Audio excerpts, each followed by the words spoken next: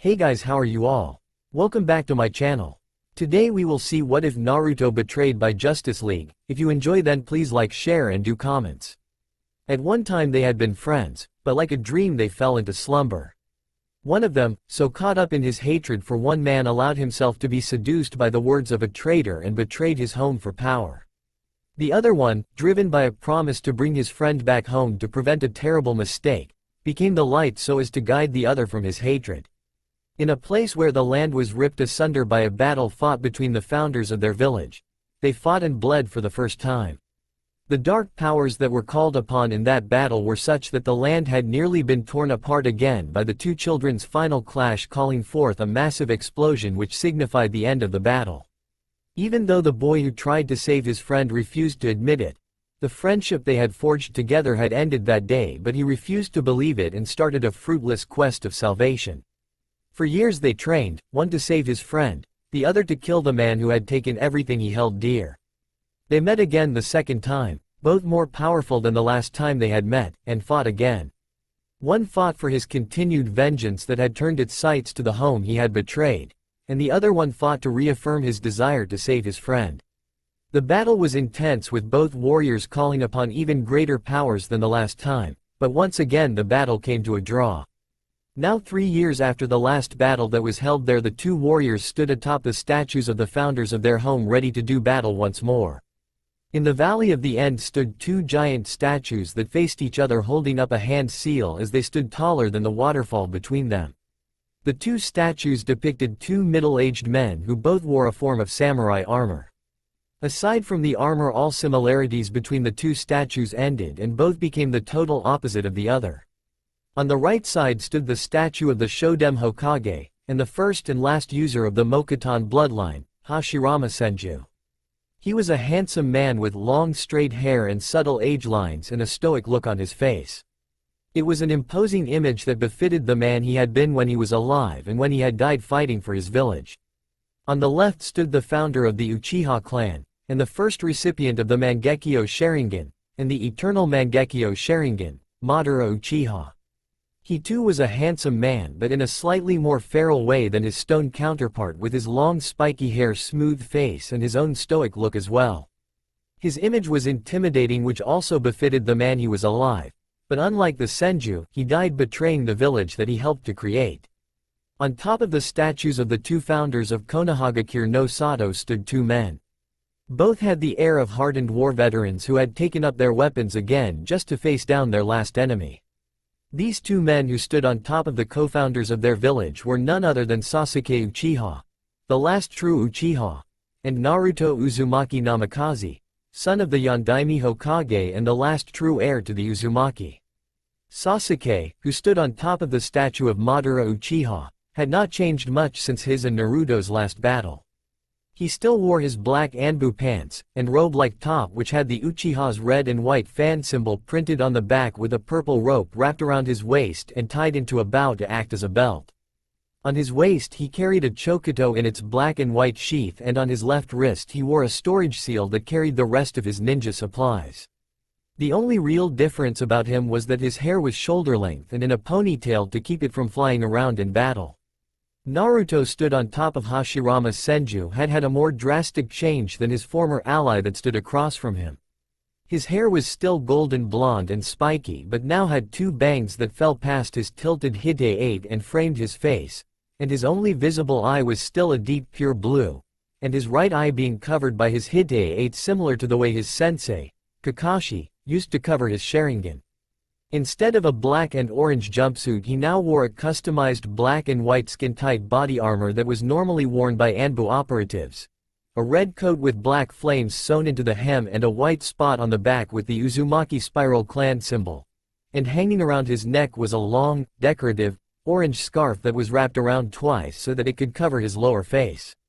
On his back, the black handle of a katana could be seen before it disappeared into his red coat, and within the coat there were hundreds of storage seals which held all of his ninja supplies. On his right leg there was a holster that held his kunai, held there by bandages as the only form of weaponry or supplies, except the katana, that was not sealed into the coat. But the biggest change of all was his eye. Instead of the warm eyes that were pleading for his friend come home and forget his hatred, These eyes were cold and unyielding, eyes that had seen death and accepted it. These were the eyes of a killer, not a savior. Here we are again, Dobi. Things have changed over the years, yet we still meet here. But this time we aren't stopping until there's only one of us left standing, Sasuke said to Naruto from across. Naruto. Next time. Kill him, Naruto heard in his head. These were the last words said to him from his dead teammate, Sakura, right before she died from the wound that was unmistakably received by a Chidori. Yeah, only one of us will walk away from this alive, Teme, Naruto said in response to Sasuke's statement. What? No begging me to come home, or telling me to let go of my hatred for the place that destroyed my clan? Sasuke asked. In response to his query, Sasuke felt a spike in killing intent that emanated from Naruto and in response started to see images of Naruto killing him in vicious and brutal ways. Not unlike what Orochimaru did years ago in the Forest of Death during the Chunin exams. For all the years that I've been looking for you, it wasn't until 2 years ago that I realized you weren't worth it, Naruto said in response to Sasuke's query. But at the sight of Sasuke's confused expression, Naruto realized that Sasuke didn't remember. You don't remember, do you? Well, 2 years ago you stuck a Chidori through Sakura, a girl who truly loved you, and left her to die. When he was told this, Sasuke shrugged off the killing intent that was rolling off of Naruto and started laughing. So you're here to get revenge for the useless girl who you had a crush on for years? That's truly pathetic, Dobi, Sasuke taunted Naruto.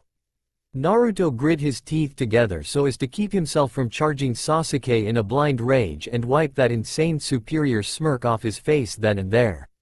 No, her death was the one that showed me that the only true way to save you was for me to end your miserable life and move on with my own.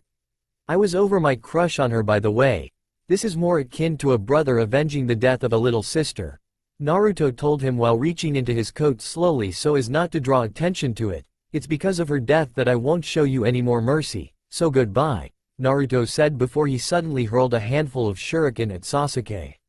Sasuke saw this and dodged by jumping off of the statue of Madara, towards the waters below. Naruto predicted that this would happen and reached into his coat again, unsealed more shuriken, and proceeded to throw them at the still airborne Sasuke before jumping himself. The shuriken hit Sasuke, but there was a puff of smoke, and instead of Sasuke being impaled by multiple shuriken, there was only a rock. Damn it, Kawarimi, Naruto said. He landed on the water and looked around for his missing enemy before he heard, Kaden. Gokakyu no Jutsu. Fire release. Fireball Jutsu.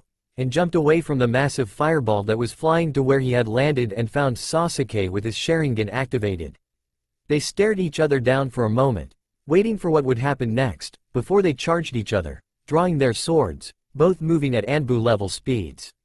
Without saying a word or making a hand seal, Naruto created a shadow clone right before he and Sasuke clashed and had it dive low in front of him. Naruto then jumped onto the back of the clone and used it as a springboard and jumped over Sasuke, flipping over right behind Sasuke and slashing at Sasuke's back only for Sasuke to turn around and parry the strike at the last second. From there it became an intense Kenjutsu battle and both were struggling against each other, for whenever one of them gained the advantage it would almost instantly be taken away by the other and vice versa. Naruto eventually overextended on one of his strikes and Sasuke took advantage of the deadly mistake by stabbing Naruto through the heart with his chokuto. Only for the Naruto he stabbed to explode into a puff of smoke before he heard Naruto say, Futon. Shikogyoku, wind release. Vacuum sphere. And spun around just in time to see Naruto suck in a deep breath and spit out a barrage of high-speed bullets made out of wind. Jumping out of the way he landed on the cliff face of the valley and stuck to it with his chakra. He took a breath to steady himself and thought, who would have thought the Dobi would be this much trouble for an elite? But that proved to be a mistake as he was instantly surrounded by several kunai. Sasuke almost blew them off as poorly aimed, but he noticed, to his horror, that each and every kunai had an explosive tag wrapped around the handle, and turned towards Naruto, who held his hands in the snake hand seal. Before Sasuke could do anything, Naruto said the word that spelled his demise, boom, and with that the tags exploded. Naruto waited for any sign that Sasuke had survived, and he didn't have to wait long, for out of the smoke came a barrage of shuriken. Naruto dodged the instruments of death only for the shuriken to curve around him and wrap him up tightly so that he couldn't move. When that was done, Naruto saw the smoke clear and saw Sasuke standing there with the wires that were attached to the shuriken in his hand with that damn superior smirk on his face. "Whoops, almost forgot about that one," Naruto said, kicking himself for falling for such a simple trick. "As good as you are, Dobi, you still can't stand up to an elite like myself. So sorry to say, but this is goodbye," Sasuke said, and then put all the wires into his mouth, starting up a sequence of hand seals before declaring his jutsu. Kaden. Ryuka no Jutsu. Fire release. Dragon Fire Jutsu. After which the wires he was holding in his mouth caught on fire and the flames started to travel down the wires towards Naruto. The flames reached a struggling Naruto, who was then engulfed in an intense inferno. The fires from the attack raged for almost 30 seconds before they finally died down so Sasuke could appreciate his work, only for there to be nothing. There should have at least been ashes, but there was nothing. Sasuke started to look for Naruto and turned just in time to receive a knee to the face. Sasuke was too stunned to do anything to retaliate. Naruto landed in a crouch before springing back into the air to perform a mid-air spinning kick, and declaring his attack. Konoha Senpu, Leaf Whirlwind, and sending Sasuke flying into one of the walls of the valley. Sasuke dug himself out of the cracked wall where he had been launched into. He was barely able to stand when he was forced to duck under the blade of a Fuma shuriken that stuck into the wall. Looking at it, he then whirled around to see Naruto looking at him with his own superior smirk, albeit not insanely. "What were you saying about being an elite, Sasuke-chan?" Naruto said in a taunting voice. This riled Sasuke up badly as he was forced to make an assessment of the situation. Unlike their previous battles where they had taken about equal amounts of damage, and Sasuke had become blind because of his overuse of his Mangekyo Sharingan the last time they fought each other, this time he had barely done any damage to Naruto and he was left with a busted lip and possibly broken nose. It was really starting to piss the last Uchiha off. "Damn you, Dobi, damn you," were Sasuke's thoughts as he stared at the superior smirk on Naruto's face that was really pushing Sasuke to the edge. How dare this dead last Dobi look down on him? He was an Uchiha, an elite. He was supposed to be invincible. However, arrogance could not be translated into skill. "Damn you, Dobi," Sasuke said as went through a familiar set of hand seals to the blonde and called out his attack. Kaden. Gokakyu no Jutsu, Fire Release. Fireball Jutsu, and sent another massive fireball towards Naruto. If he had not been so caught up in his own arrogance, he would have seen Naruto going through a brief set of hand seals and not moving to dodge the attack. Then, right after the Uchiha launched his attack, he suddenly felt disoriented and heard Naruto cry out, "Futon! Daitopa, Wind Release! Great breakthrough!" And he was left wondering why the Dobi would launch an attack that would only enhance his own. Was he crazy? Sasuke then looked up to see two Narutos who were standing near the wall that he was standing by only a second ago. He then realized what had happened. The shuriken that he had dodged had actually been a hanged shadow clone that had lain in wait until the real Naruto had substituted himself with Sasuke to take his own attack. Only to add insult to injury, the clone then launched a wind jutsu to enhance the fireball, turning it blue. That was coming faster than Sasuke could move, so Sasuke had no chance in hell to dodge the attack. All this went through Sasuke's head before he was engulfed by his own fireball, which then proceeded to explode. After the fires had settled, there was nothing to but smoke and ash, but then Sasuke flew out of the smoke covered in first-degree burns. "Damn you, Dobi, how? How did you become so powerful? Last time we were evenly matched, but now you're more powerful than ever. What changed that made you more powerful than before?" Sasuke demanded, unable to comprehend how Naruto was able to completely outmaneuver him on whatever he did. It was infuriating to his ego. Naruto looked coldly upon Sasuke before answering, "I've always been this strong. Whenever we battled I would hold back so as not to hurt you, but now the gloves come off. You killed one of my precious people and that is unforgivable, so I will kill you so that I don't lose any more to you," he told Sasuke, and when he said that, something in Sasuke had broken. The Dobi, the dead last in the academy, had always been this strong? He had held back just to uphold a promise to some useless girl he had a crush on? Even if he said that, now that Sasuke looked back on the fight, he could now tell that Naruto was still holding back, and that thought was truly terrifying to the last Uchiha. But his pride overrided his sense of self-preservation that was telling him to run, and screamed, You damn doby. Before weaving through 3 short hand seals, and crouching down gripping his right arm with his left, and gathering lightning chakra into his hand, with the sound of birds chirping from the electrified hand. Naruto, however, did not focus on the lightning in his former teammate's hands and said, "Find another insult, you're like a misprinted copy of Icha Icha," which only served to enrage Sasuke, further causing him to charge blindly at Naruto. Seeing Sasuke charge him, Naruto sighed. This was starting to get boring. At first playing with Sasuke had been fun, but now it was just downright humiliating. Deciding to get just a little serious, Naruto formed a Rasengan, spiraling sphere. One-handed and charged as well. Sasuke, seeing this, charged even faster than before, expecting a clash like the last time, hoping to display his superiority. Instead of a clash like before, just when the two shinobi were about to meet in the middle, Sasuke thrust out his lightning-encased hand only for Naruto to duck under it and thrust his own attack into Sasuke's torso. "Rasengan, spiraling spare," he cried out, as Sasuke felt the attack grinding into his body and did the only thing he could do. He screamed in pure agony before Naruto's attack expanded itself and exploded, launching him away.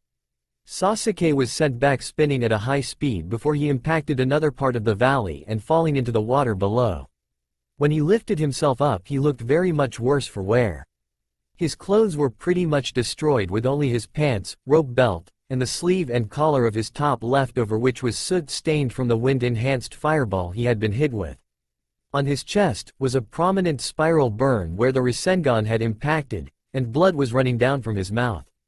His Chokuto had long since been lost, and the seal he carried that had his ninja supplies had been incinerated by his own attack. In other words, he looked like hell, and he was screwed. "I'm disappointed, Sasuke. I expected more than this from the revered and elite Uchiha. What happened to all that confidence you had earlier, because right now all I'm seeing is a pathetic and childish excuse of a shinobi," he said mockingly.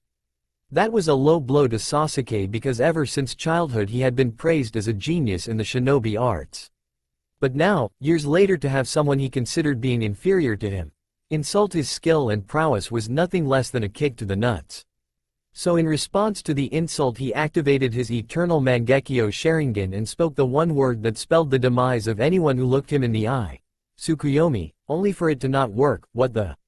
Tsukuyomi?" He tried again only for it to fail once more. "Wondering why your little piece of hell won't work, Sasuke-chan?" Naruto asked the perplexed Uchiha, who was so confused he didn't notice that he nodded. "Well, you see, after you killed Sakura, I asked Hokage-sama for the key to the Uchiha library so that I could study the weaknesses of the Sharingan. He immediately refused. However, he accidentally dropped the key, which I proceeded to take. I spent several nights looking through your library until I came across a secret compartment that held a book that made a reference to your evil eye right there.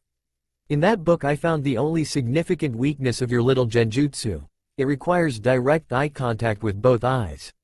Naruto finished, "And in case you're wondering, I still have my eye, so I didn't do anything wasteful like cut it out just to take care of your little mind rape toy. You're not worth it," he finished.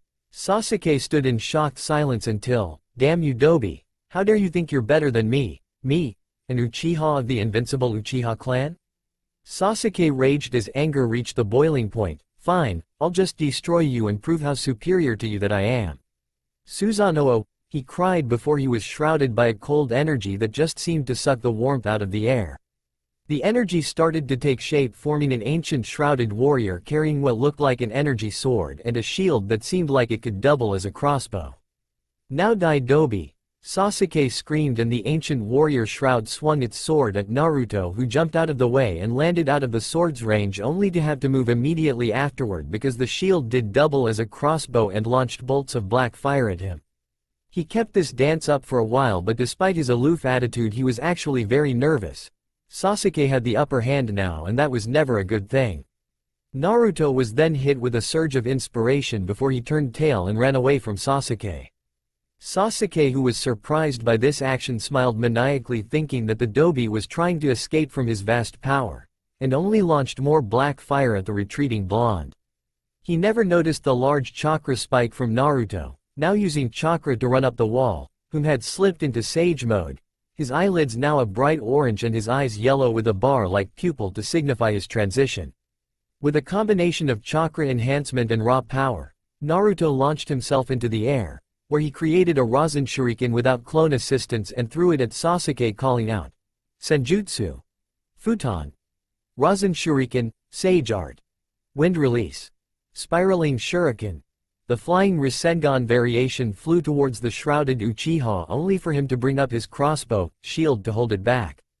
The two forces struggled against each other briefly, but the Uchiha was able to repel the attack and launched it away from him clear across the valley, where it exploded against the statue of Madara Uchiha in a massive burst of millions of wind blades.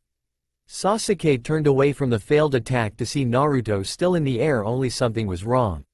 Naruto was up in the air above him, covered in a golden flame like chakra, with seals covering his body and a similar seal-covered trenchcoat, and he seemed to be charging up a massive attack. It had all been a distraction. Naruto had launched the Rasen Shuriken at him, hoping that he would block. That would allow him proper time to change into his Kyuubi chakra shroud and charge up the only attack he knew that had any hope of taking down the deranged Sasuke. The Bijudama. Sasuke, not one to be outdone, charged up his crossbow, shield with as many black flames as he possibly could, and aimed his charged-up weapon at Naruto. Meanwhile, Naruto finished charging up his attack and transformed into his full nine-tailed state and swallowed the black orb of compressed chakra, the ground collapsing beneath him as he prepared to launch his most powerful attack. Drop dead, Sasuke yelled at the top of his lungs as he launched his Amaterasu bolt at the image of the Kyuubi no Kitsune. Bijudama, tailed beast ball. The nine-tailed Naruto cried as he launched the infamous power of the Biju.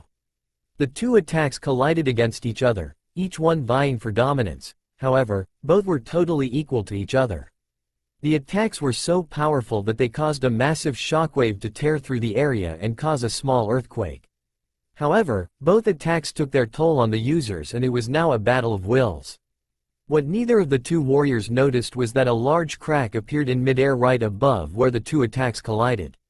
Naruto reverted to his human form but continued to use the Bijudama, and Sasuke lost the Susanoo and was unable to continue his attack, which led to his last sight being him looking on in horror as Naruto's attack obliterated him. The last Uchiha had fallen. For once Naruto had done what was right for him to save his friend from the darkness and his own hatred, kill him. It was then that Naruto noticed the crack in the air and studied it warily. He knew from experience that whenever something like a crack or hole appeared in midair, it never ended well. That was his experience when he battled Kyuubi for control over its power. Well, that was in an interdimensional space created so that a Biju could do battle against its container for absolute control. So maybe the ominous hole that was starting to suck him in would be different. Wait, suck? Naruto then noticed that the crack was starting to suck him in, so he started to struggle, but the combination of exhaustion from overusing the Bijudama and the sheer force that the hole was pulling him with made the struggle futile. Before long, he was pulled into the inky blackness that lay within the crack and within moments passed out from exhaustion. After he disappeared into the crack, it faded from existence, as if it had never been there at all. In the universe, there are many truths. One of those truths is that there is actual magic, and another is that in any universe, Lex Luthor is an obsessive, evil, arch-bastard. However, in all universes, a truly terrifying sight is that of a cranky, sleep-deprived female, even more so when said female is a magician with actual magical power. That female magician just happened to be in Vegas for a show at an all-night club, and her name is Zatanna Zatara, or Z if you prefer. Now, when a magician performs at an all-night club in Vegas, they would usually sleep for the entire day, and she failed to because of a completely random set of events that were out of her control and could have obviously been avoided if she had just used her powers to fly to Sin City. Her mistake: she decided to fly on commercial airlines instead of first class or using flight to get there because she didn't feel like it. Because of that, she was kept up all day by an obnoxious little brat who didn't want to sleep, whose mother let him push her around and wouldn't discipline him. Upon arrival to Vegas, she figured she'd be able to catch up on her sleep at her hotel, but it was not to be. Terrorists, for some reason, decided to target the airport she arrived at, which forced her to take them down before any civilian casualties could occur. Thankfully, she wasn't one of the more well-known heroes, or else she would have been bombarded by raving hero fans for an autograph like Superman or The Flash. Instead, she was subjected to several hours of interrogation from incompetent law enforcement who thought she may have been a villain who got annoyed at her compatriots and decided to take them down out of irritation. The Justice League was able to call in and straighten out the whole situation, and the cops let her go. By then, it was too late. She had 30 minutes before her show, and would have to perform without a good amount of sleep. She used her power to teleport to the back entrance of the club she was to perform at and went into her dressing room to change, magically, into her stage and superhero costume of a low-cut blouse that showed a healthy amount of cleavage, lion tamer's coat, high-cut tights, thigh-high transparent stockings, and a top hat. After changing, she proceeded to give the club the best magic show they had ever seen. Thank God she had actual magic instead of the mundane, everyday magic other magicians used. After the show was over, it was nearly dawn and she was running on empty and getting cranky. Her mood did not improve when one of the sleazy patrons of the club tried to cop a feel on her ass as she was walking back to her dressing room through the crowd. It took all of her willpower to not say, "Castrate him," backwards, and instead of "just that awful man," the unspecified order would castrate any man around her. It was times like those that really hated being a noble hero, but at the end of the day it was worth it. At least that's what heroes told themselves. So, she just settled for delivering a magically enhanced kick to his family jewels, which was also a reason she enjoyed having actual magic. After giving the pervert his just desserts, she headed back to her dressing room where she set a reservation for a nice hotel so she could catch up on the sleep she lost. She teleported to the hotel, after forwarding her credit card number and paid for the room, where she proceeded to take a shower before going to bed. Her luck was not that good, because when she was about to lay her head on the pillow there was a golden flash in her room which roused her back into a cursed awareness. Now standing in her room was a tall man in a form-fitting blue outfit, golden face mask, gold gauntlets, boots, and cape was none other than Dr. Fate, the Lord of Order in this universe.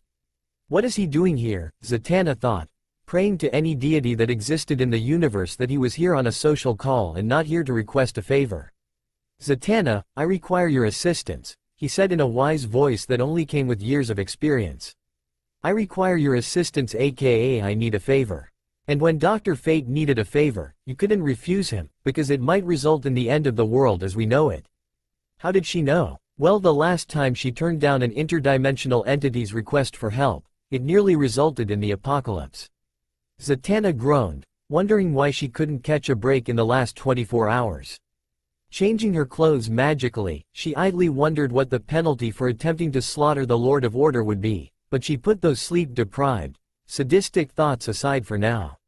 "Yes, doctor, what do you need?" she asked in a tired voice. "You should really sleep more, Zatanna," he told her in a matter-of-fact voice. "I was about to," she thought. "But right now I would like for you to check on something near your current location," he said. "About half an hour ago there was a disturbance within the dimensional rift. I checked it over and it seems that there was a rip that has since repaired itself, but not until after dropping something off before it closed," he finished. "Interesting," Zatanna mumbled, "but why do you need me to check it out? It's not like we don't have our own share of interdimensional visitors, like Karen or Raven," she told him, thinking of the two beings. "Indeed, you are correct, Zatanna, but this being has a similar feeling to Trigon," he said, which shocked Zatanna. Just thinking of that being sent shivers up her spine because of all the destruction he had caused, but what scared her was that there was a similar being to Trigon that was in their dimension now. One was bad enough, but now that there were two, she was terrified to even think of it. They had barely fought off Trigon when he tried to get into their dimension the last time. "So, you want me to scout it out in case it's a threat?" she stuttered out.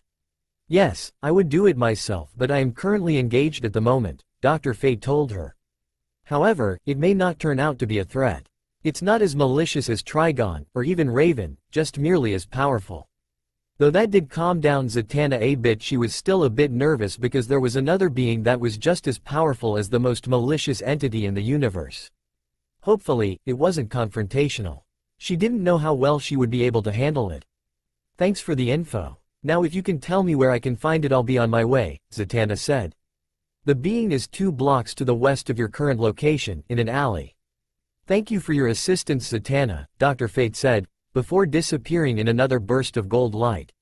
Zatanna sighed. "Well, I better get moving so I can get some sleep, she said to herself before walking outside, onto her balcony, and flying off. Naruto lay in the alley where he had been dropped by the crack for almost an hour, but when the rising sun shined on his face through the alley's opening he was forced to wake up. Deep blue eyes opened only to quickly shut again as the harsh rays of the sun glared into them before the body they belonged to groaned, and he forced himself into a sitting position against the wall of the building. He opened his eyes once more to take a look around, obviously avoiding looking at the sun and get his bearings straight. With a simple once-over, he discerned the obvious. He definitely wasn't in the Valley of the End, and there was no crack anywhere around him except on the buildings he was surrounded by. What the hell had happened to him after he had killed Sasuke? The last thing he remembered was being too exhausted to move, and being sucked into the crack before blacking out. Because of the situation he was in at the moment, he spent the moment to reflect on past experience. I knew it, I freaking knew it. It's never a good thing when a hole appears out of nowhere and just hangs in the air. I swear to Kami if I ever meet Murphy, I will kick his ass for making that stupid, thrice damned law, he ranted to himself. If anyone had passed the alley at that moment, they would have been presented to a ragged blonde guy talking to himself in Japanese and sent him on a one-way train ride to the loony bin. Luckily for Naruto, nobody passed by. But that didn't mean Murphy's law wasn't in effect. His ranting continued for a few more minutes before he stopped ranting and just sat still. It was a few more minutes before he heard the one voice he wasn't imagining ask, "Are you finally done? You disturbed a really great nap." He had been wondering when the demonic presence in his gut would start talking again.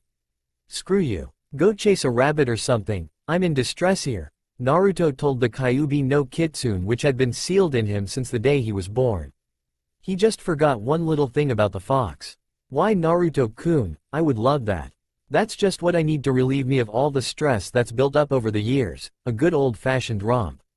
It's really been too long since I've been with a man. Thanks for the offer," the Kyuubi teased him. "Oh right, sorry, I forgot for a moment, you're a woman," Naruto apologized. That's right folks, the Kyuubi no Kitsune, strongest of the Biju, is a woman. She had told Naruto after the battle with the Jubi had ended. Safe to say, every kunoichi that Naruto had told afterward had had a field day, and every male within Konoha had taken a massive blow to their pride, based on the fact that it had always been assumed that the Kyuubi was male. And don't forget it. By the way, can you use shadow clones to bypass the seal again? It's been a while since I was able to stretch my legs, she inquired. Checking his internal stores of chakra, Naruto came to his conclusion. Sorry Kurama, I've got a mild case of chakra exhaustion, and even if I use the emergency seal I'd only have enough for wall and free running. After I've regained my chakra I'll let you out. Okay, he thought to her. Okay, she answered him. Naruto raised the right sleeve of his coat to reveal a sealing tattoo on his arm. It was designed to take a small amount of chakra and keep it as an emergency store in case Naruto found himself alone and in need of an added boost. Naruto had designed it shortly after the war was over, having taken an interest in seals after his teacher passed away, and it was what his newly discovered father had been famous for. He had created many seals and even recreated the Hiraishin, flying thunder god, with the help of clones. It had been requested by Kakashi, the newly instated Nandame Hokage, that the emergency seal be printed onto every ninja in the village, to which Naruto agreed. Naturally, after activating the seal, Naruto felt less like shit and more like a shinobi. With his stores partially replenished, Naruto stood up and focusing chakra into his feet ran up the building to get the lay of the land. Reaching the top of the building, Naruto was taken completely by surprise when he found himself in a place full of the tallest buildings he had ever seen. Some were moderately high, but then there were others that were bigger than even the council building in Tetsu no Kuni, Land of Iron, where the 5-cage summit had been held. The surprising thing about this place wasn't the size of the buildings though, it was how large the city, and he was pretty sure it was a city, was. It was at least as large as any of the 5 great shinobi villages alone, and filled with buildings that were, at least, no smaller than the cage mansions back home. Wow, Naruto said as he stared out at the city. You can say that again, Kurama affirmed her host's eloquent choice of words. She was speechless as well, and that was saying something. Being several millennia old, she thought she had seen everything the world had to offer, but this took her off her high horse, because she was in the same boat as her container. Looking past the tall buildings, Naruto looked at the environment that the city had been built in, and his assessment could be summarized in one word. Dry. He would have compared it to the deserts of Kase no Kuni, land of wind. But it had plants that, as sparse as they were still there.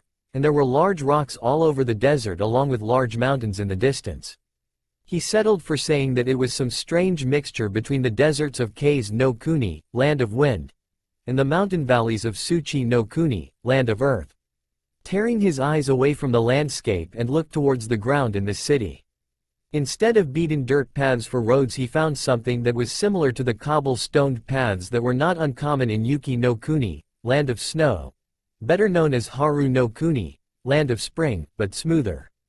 Instead of people or carriages, however, there were metal contraptions that looked similar to the vehicles that Koyuki had shown him on his last trip to his friend's country. She had said that farther along the line that the developers predicted the vehicles would get smaller, faster, and more powerful in the future. That must have been what the contraptions on the ground were. To the sides of the paved roads, there were people walking all over the place and into buildings that he swore were some kind of casinos. He made a mental note to visit those later to see if he was right and possibly make some money, and into other places that seemed like hotels. Looking around, he spotted an alley next to one of the masses of people, so he decided to jump across the buildings until he got to it and dropped down. Keeping to the shadows that were produced from the angle of the rising sun, and listened in on some of the conversations of the people that passed by. Listening in, he found that the language the people were speaking was similar to that of a trading partner that Konoha gained after the war had ended. In order to better trading relations, it had been mandatory that academy students, and active ninja, learn the language so that no mistakes were made when the supply came in and there was more or less than there was supposed to be. While he listened to the people chatter, he found out that they were tourists, whatever those were, and he was in a place that was nicknamed Sin City. Come to think of it, didn't Tanzaku Town have a similar nickname? Where was he? 5 minutes after Naruto had left the alley to explore the city, Zatanna arrived. She expected to find a lot of things when she found the entity that Fate had told her about, but taking a look around she found only an empty alley. She sensed some form of residual energy that she had never felt before, and mixed in with that energy was some kind of demonic presence. Whatever this being was, she now understood why Fate had wanted her to find it. If someone like Morgan Le Fay got her hands on this thing, they'd be in trouble. She began feeling out for the creature's power, and was surprised when she felt that power going straight up a wall. Flying up, she felt around and continued to follow the power that had left in the direction of the Vegas Strip.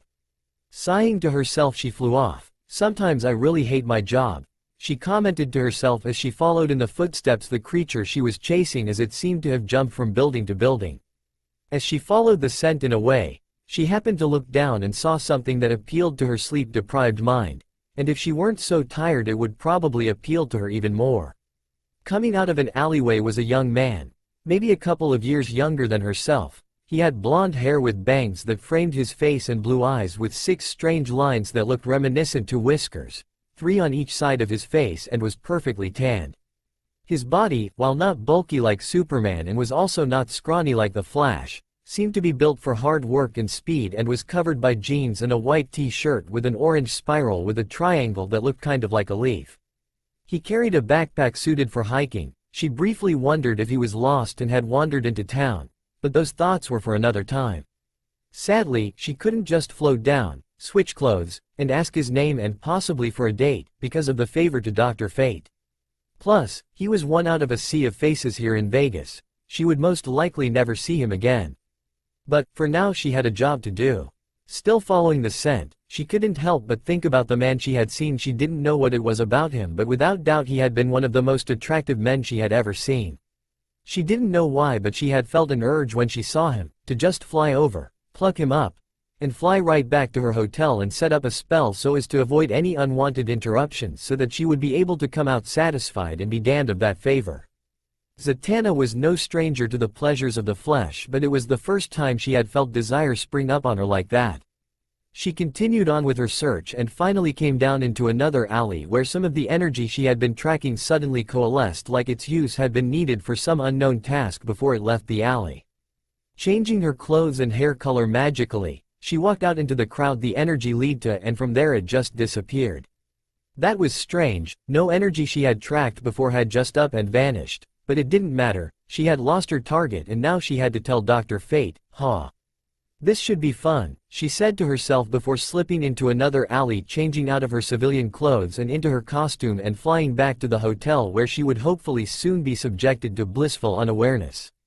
Arriving back onto the hotel balcony of her hotel, she entered her room when there was a sudden burst of gold light which signified the entrance of the very familiar Lord of Order. Zatanna, you're back. Has the being been found? Dr. Fate asked her. Unfortunately not, Doctor, I tracked it to an alley near the Vegas Strip but it suddenly disappeared when I followed it into a crowd, she reported to Fate. I have a show this afternoon, so after I'm done I'll spend the night looking.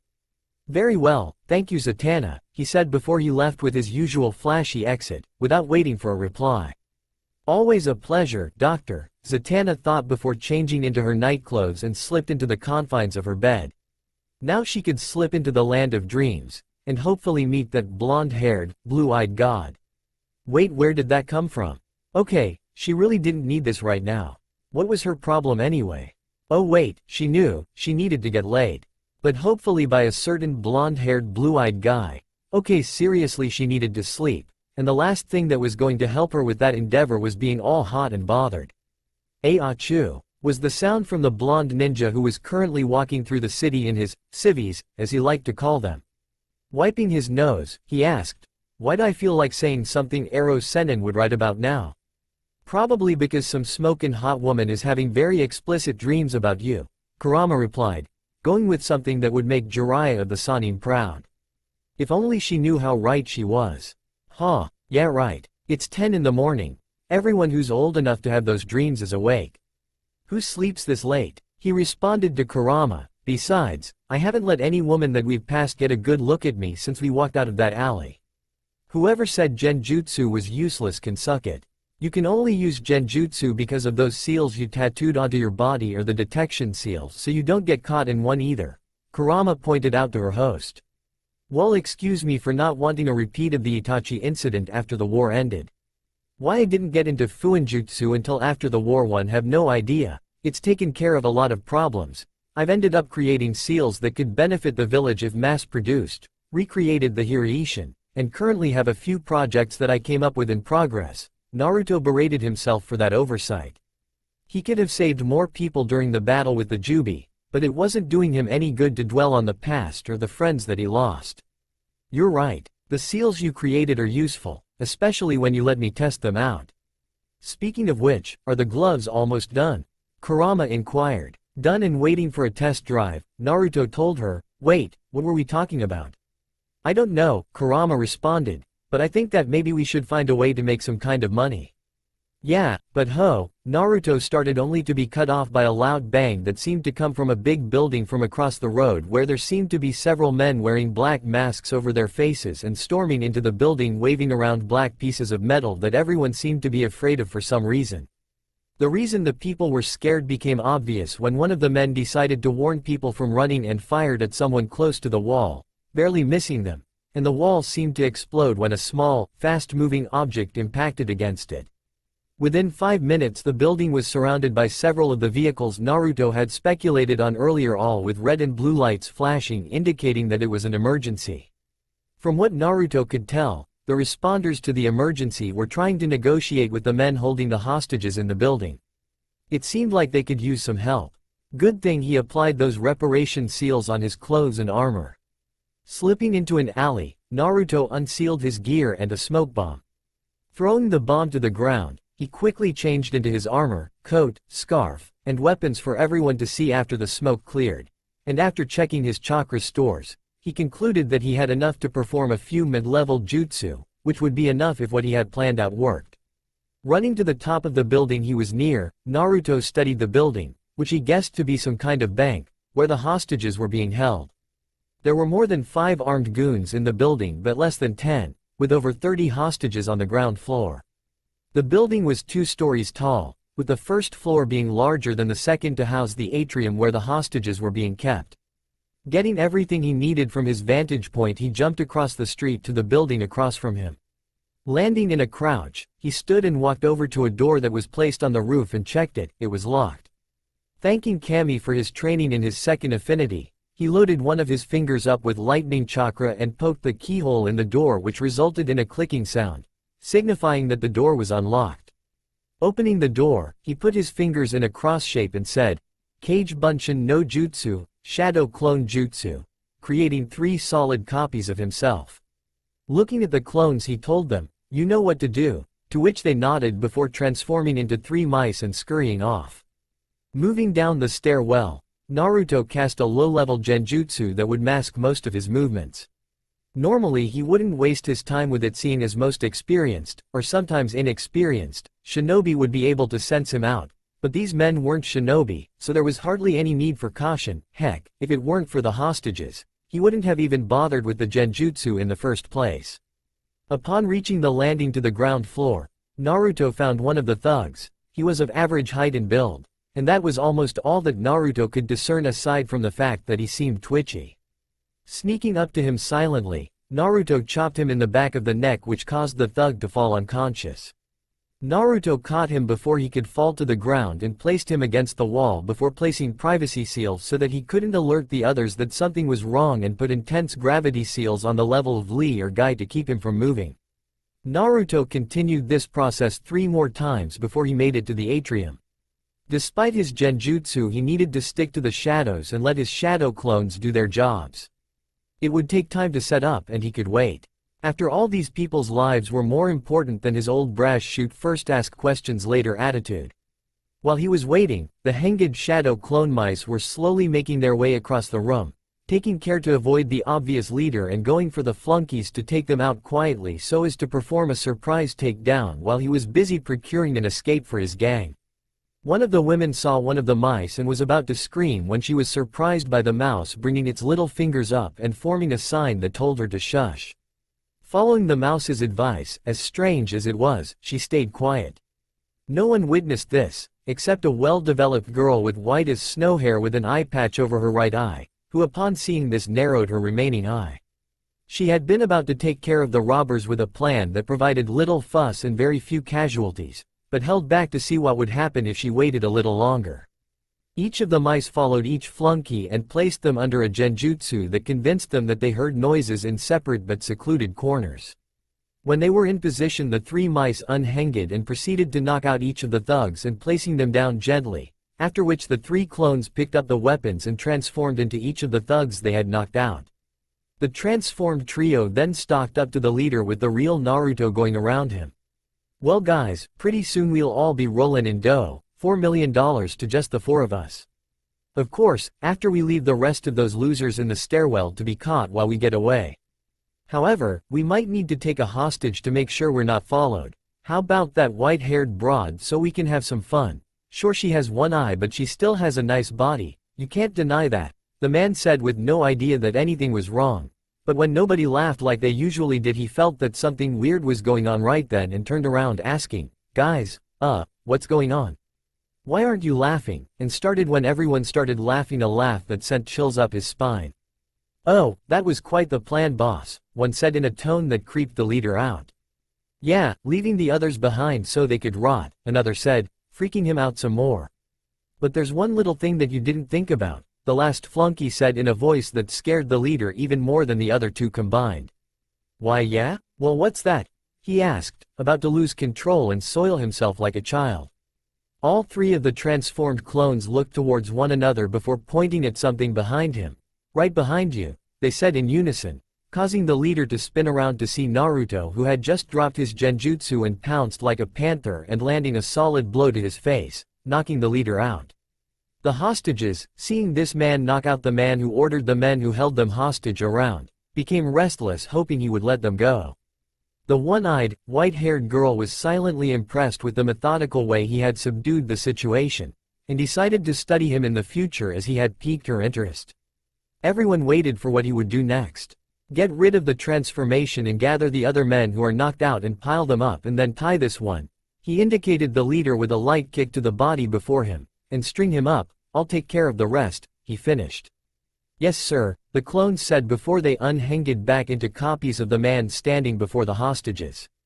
After that, the clones moved off to take care of their assignments, quickly collecting and piling the unconscious thugs up and moving on to string the leader up. When they were done, one walked up to its creator and handed him something which he placed into his coat. "Okay, now that that's been taken care of, release the hostages while I make sure these guys don't escape, and afterwards disperse," he said while the clones nodded in affirmative. Reaching into his coat, he took out 3 shuriken and threw them so that they formed a triangle around the pile of criminals. He then performed several hand seals before declaring, Raiden, Kaminari Shibari, lightning release, thunder binding, creating a triangular prison of transparent blue walls made of lightning chakra. By the time he was finished, the hostages were free and were now openly staring at him. Narrowing his eyes at them, he said in a cold voice, "Well, are you just going to stand there all day or what?" Which snapped the people out of their trance and they started running towards the exit. All except one white-haired girl. The girl walked up to the man putting on an air of timidity, all the while studying her hero as it were, with a cold calculating mind. Thank you for saving us," she said to him timidly, as she continued to study him and her eye fell upon the sword he carried. Who knows what would have happened if things continued.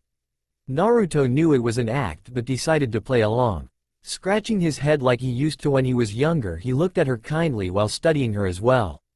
She had the build and body language of a highly trained combatant and tactician. "No problem, now go on. You don't want to stay here, do you?" he asked.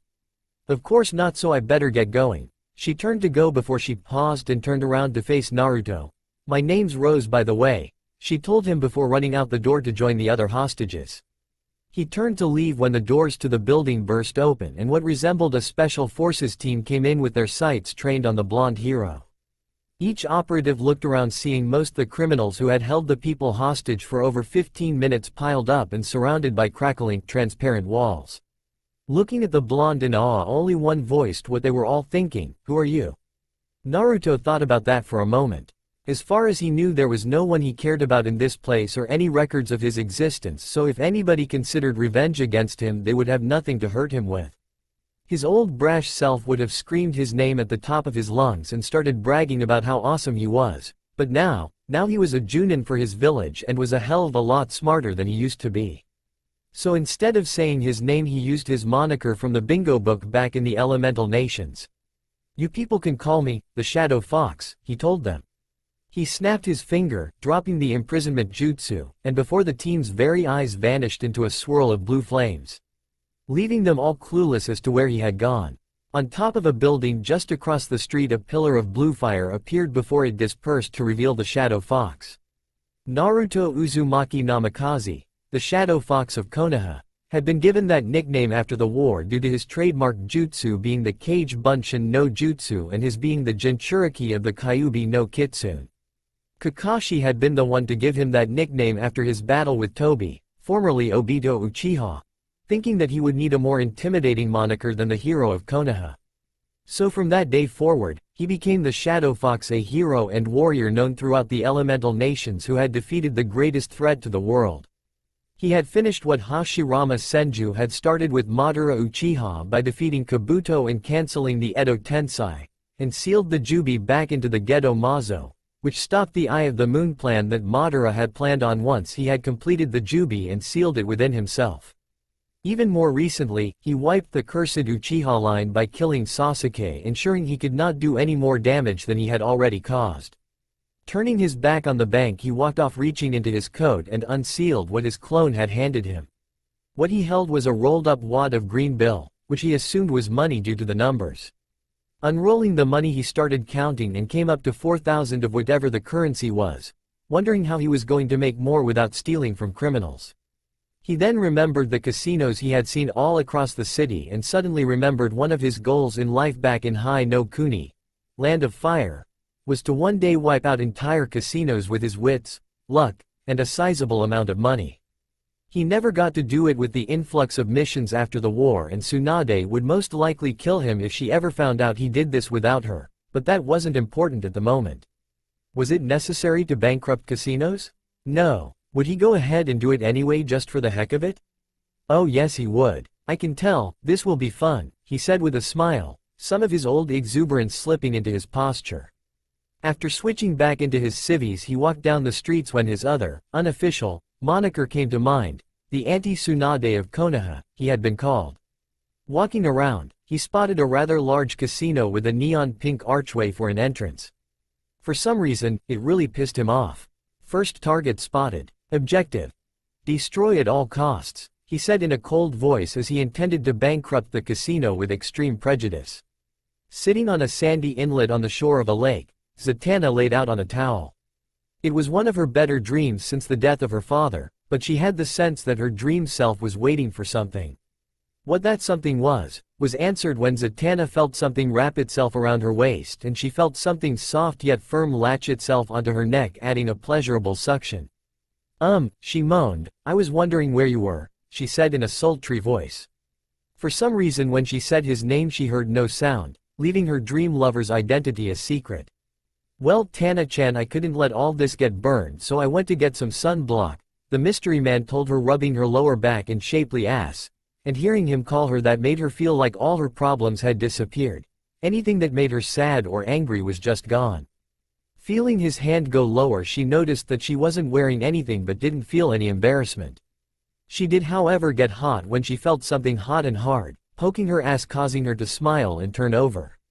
When she saw her mystery lover, her breath hitched. It was the man she had seen at the strip today, as naked as she, and was staring at her in complete adoration. She smiled seductively before saying in a low voice, "So considerate of me. Love, such consideration deserves a reward." And she wrapped her legs around his hips and pulled his face towards her in a scorching kiss. Zatanna gasped as she jolted herself awake. What the hell had that been? Just this morning she had been tired beyond belief, looking for a being from another dimension, and sees one extremely hot guy, and now she's having erotic dreams about doing it outdoors with said guy. However, that dream would give her lots of material to work with in the future. Noticing a slight dampness in her panties, she sighed to herself. She got out of her bed and made her way to her hotel bathroom. She needed a cold shower. A really cold shower. Naruto walked out of another casino, which he had bankrupted, with a satisfied smile on his face. He had done it. He had walked into that first casino and traded all the money he got off of the robbers for things called poker chips, and sat down at a table with several strange characters. One was large, wore boots and had a large hat. The other man wore a slick suit with greased up hair, not a strand out of place. They both had looked at him with predatory grins, thinking he was nothing but a small-time gambler just going off of his clothes. Naruto simply smiled kindly back at them and won the first game. Rounding his success up to beginner's luck, the two other players continued but started to feel the heat when he won 2 more games. Feeling an almost sadistic thrill, he decided to go all in, knowing what would follow. The 2 other men, deciding to take a chance to win their money back, put all their money on the line only to lose it all.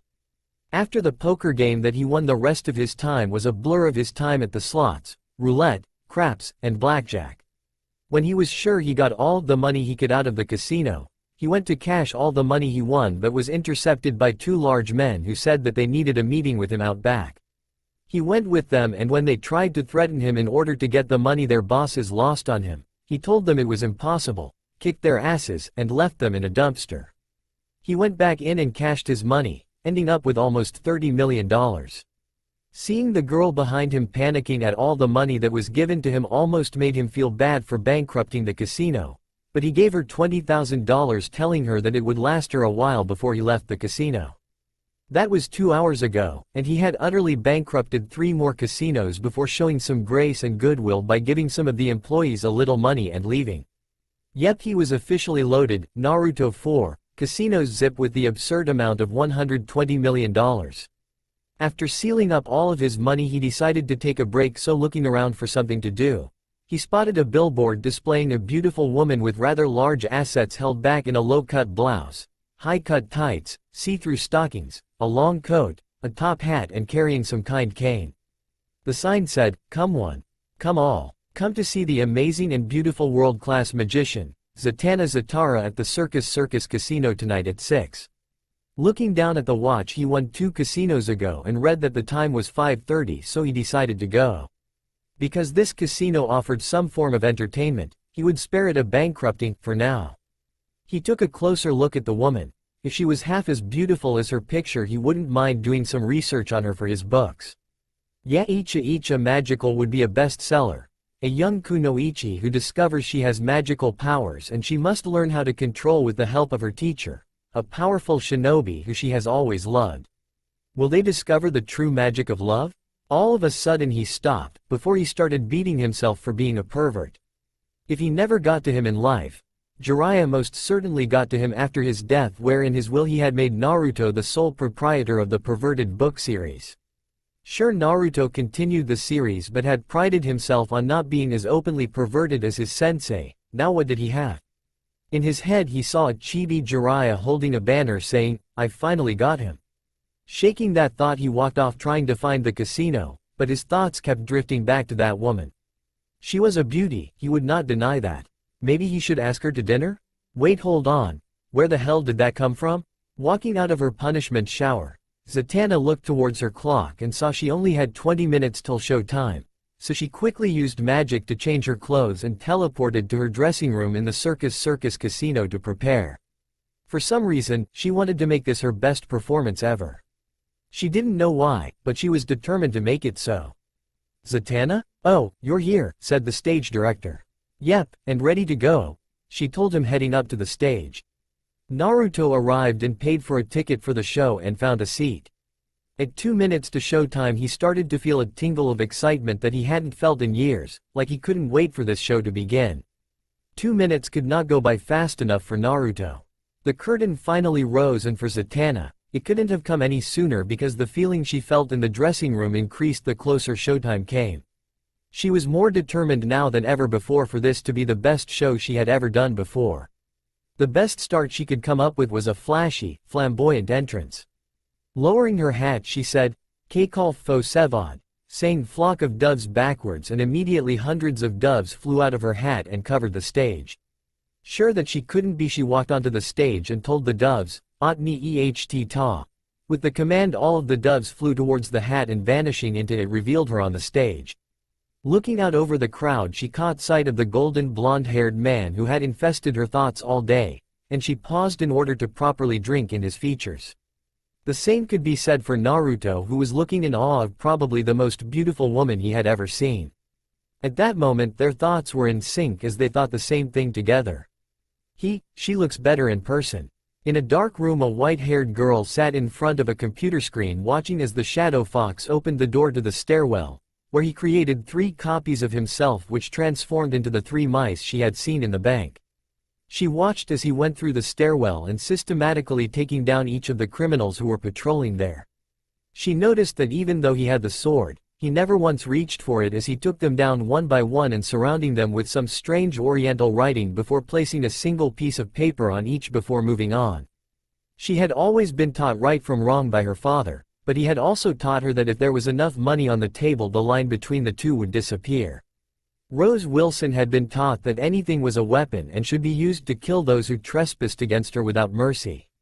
To be merciless was the legacy that Slade Wilson, also known as Deathstroke or the Terminator, left his children, no matter how that legacy had killed his own son or how his own high standards had made him abandon his daughter who had cut out her own eye in an attempt to gain his attention and respect.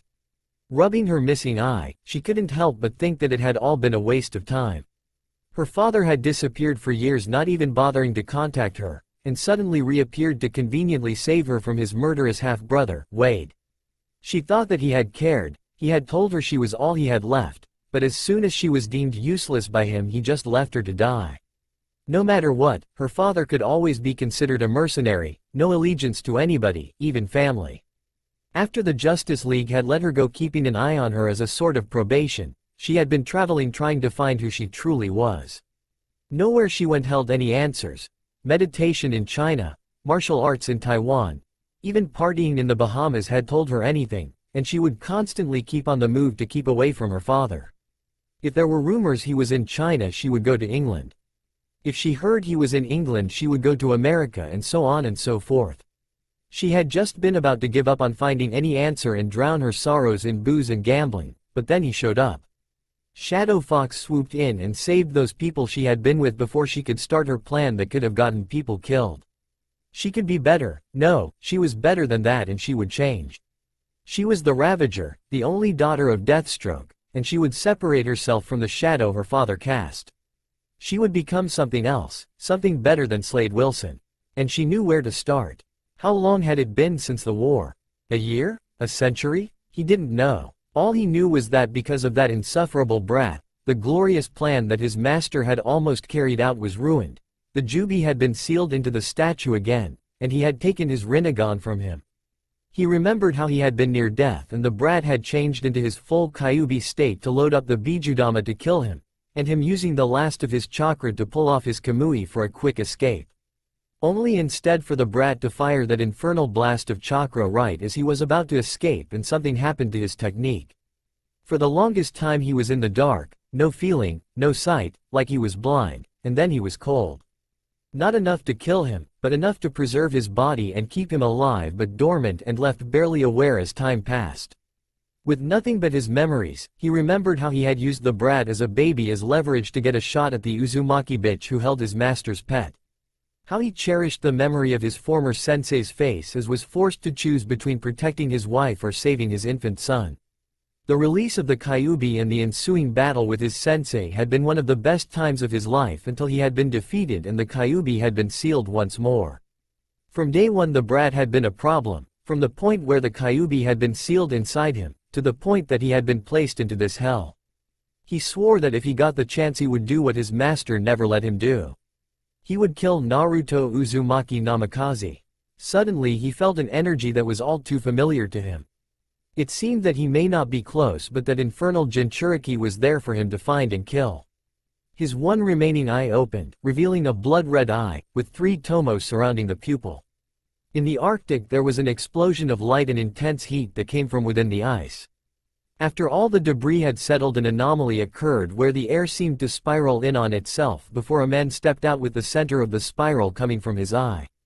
The man was tall, wearing a black tattered cloak with decorative red clouds that adorned it, and wore a purple mask with 3 tomo in a circular pattern just like his red eye. Looking around he found himself standing on a glacier which seemed to have been his prison for however long he had been trapped there.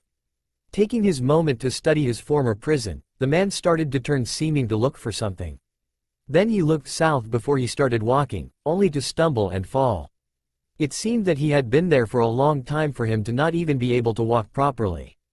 It mattered not though, he picked himself up and continued before he started to run, slowly at first but gaining even more speed and ignoring his screaming body. He ran a few more seconds before he disappeared into a spiral and appeared miles away before repeating the process again, and again, and again.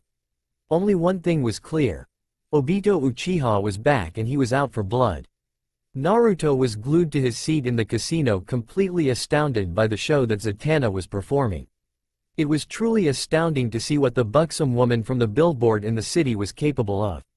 He was impressed with her entrance. How she got all those doves to go into her hat and just vanish he had no idea, but that had only been the beginning. She levitated objects, cut people in half and put them back together, and somehow performed a spectacular fireworks ensemble in the building without starting a fire. All without lifting a finger, just by saying a few strange words, which halfway through he realized was her saying what she wanted to happen backwards. This woman was hot, in more ways than one. Seriously, as he was thinking that she had set herself on fire. This totally beat the circus he had seen back in Tsuki no Kuni, Land of Moon, with Michiru and Hikaru when he was guarding them with Kakashi, Lee, and Sakura.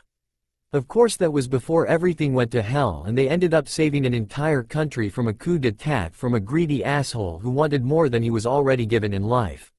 Exciting life, meet new people, be praised and worshipped as a hero for bringing back people's courage or inspiring others to do something for themselves. He really loved being a ninja. Noticing a scratching sound, he looked around before seeing a small notebook in his hands with him writing things down in it. He looked closer at what he wrote and found that he was writing possible ideas for each magical. When had he pulled out his notebook?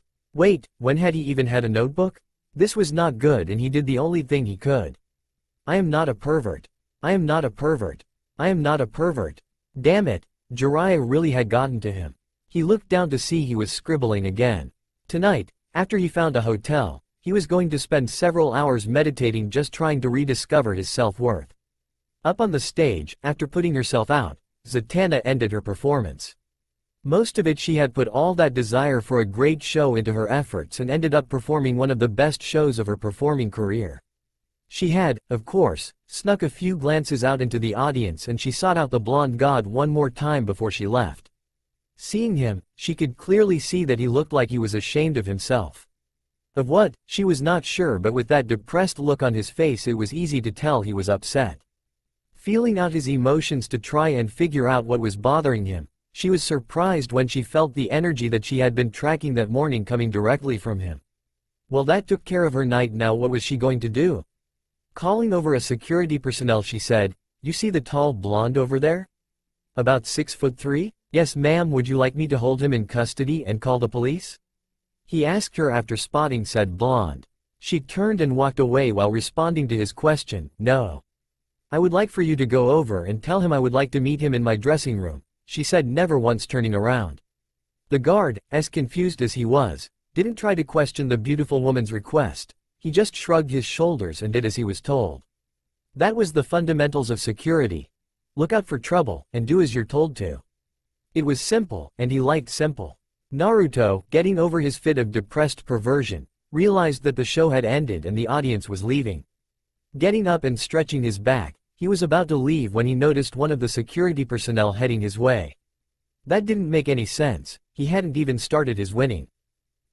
And everyone knows with Naruto it's definitely not gambling.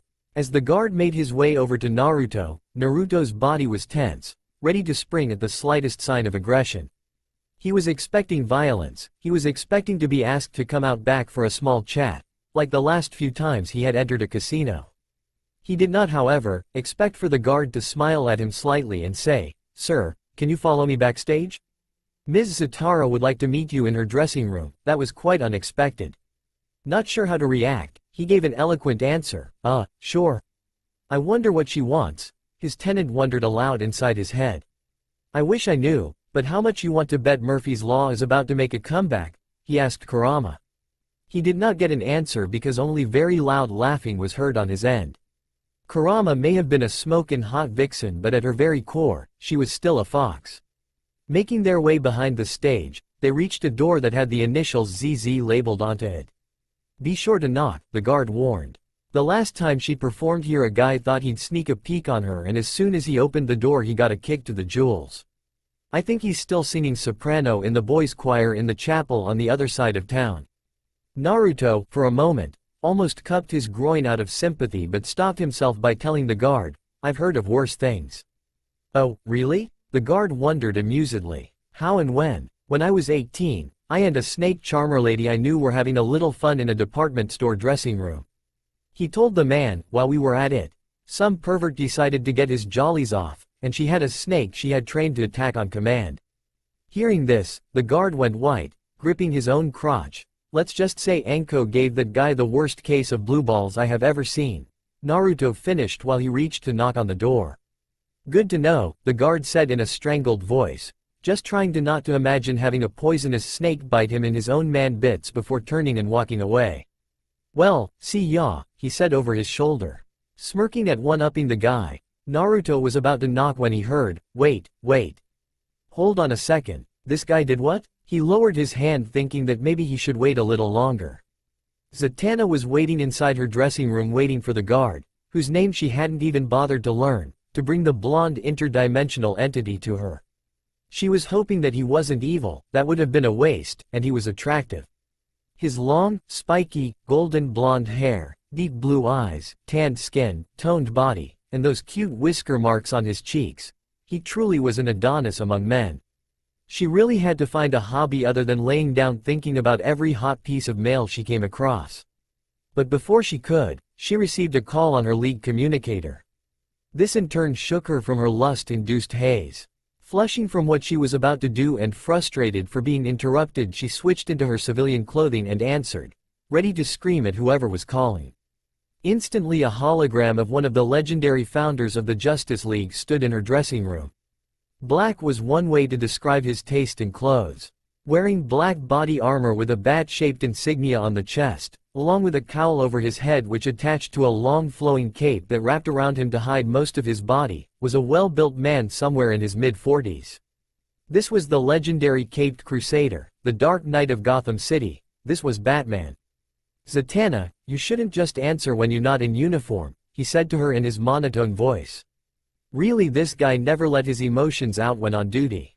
Years ago she would have made some witty comment about how he was basically a robot, but with years of working with the man came a sense of apathy when interacting with him, when he felt like saying more than a few words, and not to mention the fact that she wanted to cause him bodily harm at that very moment. She was even more frustrated by the fact he was reprimanding her for that little tidbit. "Why? It's not like my identity is a secret. I mean, really, my hero name is my actual name. It's not like there's anybody for any enemies I might make to harm," she said a bit sadly, but it was true. Her father was dead and she had no other living relatives. That she knew of anyway. Be that as it may, you would be surprised what a simple change in attire or hairstyle can do to hide who you are. All it takes is something simple. "Robin wears a small domino mask and no one recognizes him," he said. Was he serious? It was impossible to tell when this guy was joking or not. She would guess that he was serious because Batman never made a joke. "Yeah, okay, I understand. So what do you need?" she asked, annoyed but curious as to what the man wanted now that her UAL tension was finally going away. "Earlier today there was a bank robbery," he started, but Zatanna cut him off. "Sorry, I wasn't able to stop it. I was resting for the day." She may have been tired for not getting any sleep in more than 24 hours that day, but in the end she was a hero and heroes don't let that kind of stuff happen. She kicked herself for the situation and waited to be reprimanded by her superior. "They didn't get away," Batman stated flatly. "While they were surrounded by tactical assault teams, they took hostages. The police tried to talk them down with little success, but during negotiations the team that took over was systematically taken down and captured." Batman informed her, and making her wonder which of her other fellow heroes were in Vegas. As far as she knew, she was the only one here currently. "Who took them down?" "I think I'm the only one in the city," Zatanna questioned the Caped Crusader. If it was someone new, well, it wasn't every day that a new hero showed up nowadays. She may have been one of the newer heroes in the League, but she had been in the game for more than 3 years before the League had even been formed by the Founding Seven. From what I can tell, the one who stopped the robbery was a new hero who just showed up today out of nowhere, in Las Vegas, calling himself Shadow Fox. After receiving the report from Oracle, I went over some satellite imagery over the last day and a half. It seems there was a temporal disturbance in the early hours this morning, after which it just disappeared. The man reported trying to give Zatanna necessary information so she could find the new hero before he got in over his head. Zatanna had a very good idea of who Batman was talking about and asked, "You wouldn't happen to have an image of Shadow Fox, would you?" Hoping to get an answer she liked. Yes, this was taken before he disappeared in, and I quote, "a torrent of swirling blue fire." After saying that, an image popped up beside the hologram. It depicted a man in a long red coat with black flames at the hem, black and white armor, and carrying a katana on his back. She also noticed his unruly blonde hair with a strap of cloth holding his bangs back that seemed to have a piece of metal with some sort of image engraved on it, and a long orange scarf covering the bottom half of his face. Over to the side, a pile of robbers were surrounded by 3 walls comprised of some kind of blue energy. Zatanna swore she recognized the man from somewhere, but she just could not remember from where. "Interesting, could you zoom in and enhance the image on that metal plate on his head? There seems to be something engraved there," she said. Batman did as requested, and when the image was back, Zatanna knew instantly why this Shadow Fox had seemed familiar to her. The symbol that was carved into the metal plate on his head was the same spiral leaf design she had seen on the shirt worn by the man she had been fantasizing about all day, and just minutes before had been about to. "No, bad Zatanna." Moving back to her original train of thought, his blonde hair matched up with the man's and they seemed to be of the same height and build. And now that she thought about it, he was about to come to her room. "You wanted me to find him?" she asked. "Yes, I would also like you to find this man as well," Batman said as he brought up a new image that showed an image of the man from the previous photo, only without his disguise and in more casual clothing. "I believe they are one and the same." "Yeah, no need to worry. I was going to track him down after the show. Turns out, this guy has piqued the good doctor's interest, which made him ask me to find this guy," Zatanna confirmed, then asked, "What did he do to catch your interest anyway? Out of costume, I mean." About 4 hours after the robbery, several casinos were bankrupted. And this guy was at every one of them and won almost every game he played. I ran his picture through a facial recognition system and there's nothing on him, the Dark Knight told her. Zatanna had stopped listening when she heard that not one, not a couple but several casinos had been bankrupted. After that sifted through the rest of what he said sank in, and responded, wait. Hold on a second, this guy did what? She screamed. Like I said, I reviewed security footage from the casinos showing that he won all of the games he played. In all honesty, it was disturbing, the Batman relayed to the shocked woman. Really, he couldn't blame her for being stunned. It wasn't every day you're told that some guy just bankrupted a bunch of casinos. Anyway, I want you to find him so that we can find his motives. But another reason is because with no matches for facial recognition software, we will need to learn his identity the old way. Sighing to herself, she was ready to end the transmission saying, understood. I'll get back to you after I've gotten this guy to Dr. Fate. You can work on finding his identity after that if he has one here. Hearing that, Batman's eyes narrowed. Even though Zatanna didn't say it, he knew that the man had to have come from another dimension. That would explain why Fate was interested and why there wasn't a match in any of the databases he had access to for this man. As far as he could tell, Shadow Fox had no ill will towards humanity, but he wouldn't just assume he was on their side. The last he had taken anyone at face value, the world had almost been taken over by the Thanagarian race. Even if Fate found nothing wrong, he would still question the blonde male himself before he made any assumptions. Very well, Batman out, and with that, the Dark Knight ended communication. Sighing once more, Zatanna stood up and stretched before magically extending her senses to see if there was anybody near her room. Getting her feedback, she felt the presence of who she presumed to be this Shadow Fox, standing right outside her door. He must have heard her scream out when Batman told her about the bankrupted casinos and stayed outside to wait for the all clear. Strange, it was like he had been in the same situation before and had ignored common sense and went in anyway. She would have opened the door in the case of a normal person, but if he really did feel similar to Trigon, it was better to be safe than sorry and have some kind of plan. The plan she came up with was simple enough.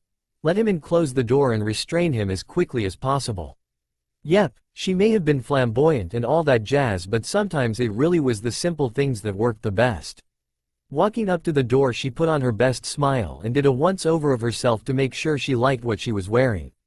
She may have been meeting a possible harbinger to the end of the world, but she was still a woman, and all women were allowed to be just a little vain about what they wore, especially when said harbinger was a hot as sin male that she would let rock. Damn it all.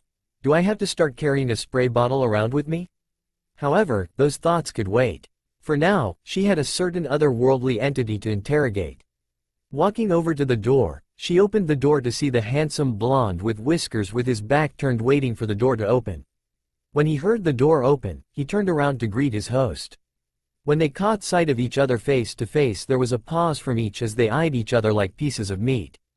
To Zatanna, he looked even better than he had then when he was watching her show. He was 5 or 6 inches taller than she was, with tan skin, and was in the t-shirt and pants she had seen him in while she was flying over the city. His hair seemed to absorb the light in the room and form some kind of aura around it, which went nicely with his glowing ocean blue eyes with his whisker-like birthmarks, making him seem cute yet feral at the same time. With Naruto, she was one of the most beautiful women he had ever seen in his life. Off the stage, she wore a white corset top that showed off the top of her ample bosom and stuck to her body like a second skin showing of her thin waist, along with an almost knee-length black skirt with a split on the side that went halfway up her thighs, with the tightness above the split showcasing her wide hips and attractively round ass. Her skin was smooth and pale, contrasting nicely with her hair and complementing her dark eyes. One thing that they both noticed was the lust in their eyes that they didn't try to hide. Neither was embarrassed, nor were they blushing from thinking one another were attractive. They stood there for 30 seconds sizing each other up, and from the looks on their faces were about to pounce on each other and start an intense make-out session. Luckily, both had excellent self-restraint. Especially Naruto, who had learned better self-control after his sage training with the elder toads of Mount Myoboku after the war had ended. Zatanna broke the lustful staring contest with a beautiful smile as she moved aside. "Would you like to come in?" she said in a low seductive hum. Just because she was about to interrogate him didn't mean she couldn't make a gesture that she liked what she saw. And if the tightening she noticed in his pants was any indicator, he appreciated what he saw as well. Smiling, he replied to her question. "Of course, beautiful," he said, causing just a small dust of pink to cover her face because of his compliment adding to her beauty. He saw her take a step back and turn around, saying, "Well, come in," and close the door. While he did just that, he was so caught up in meeting such a beautiful woman that he failed to notice that he forgot to leave a Hiraishin, Flying Thunder God, marker for quick escapes. That was a mistake that would cost him.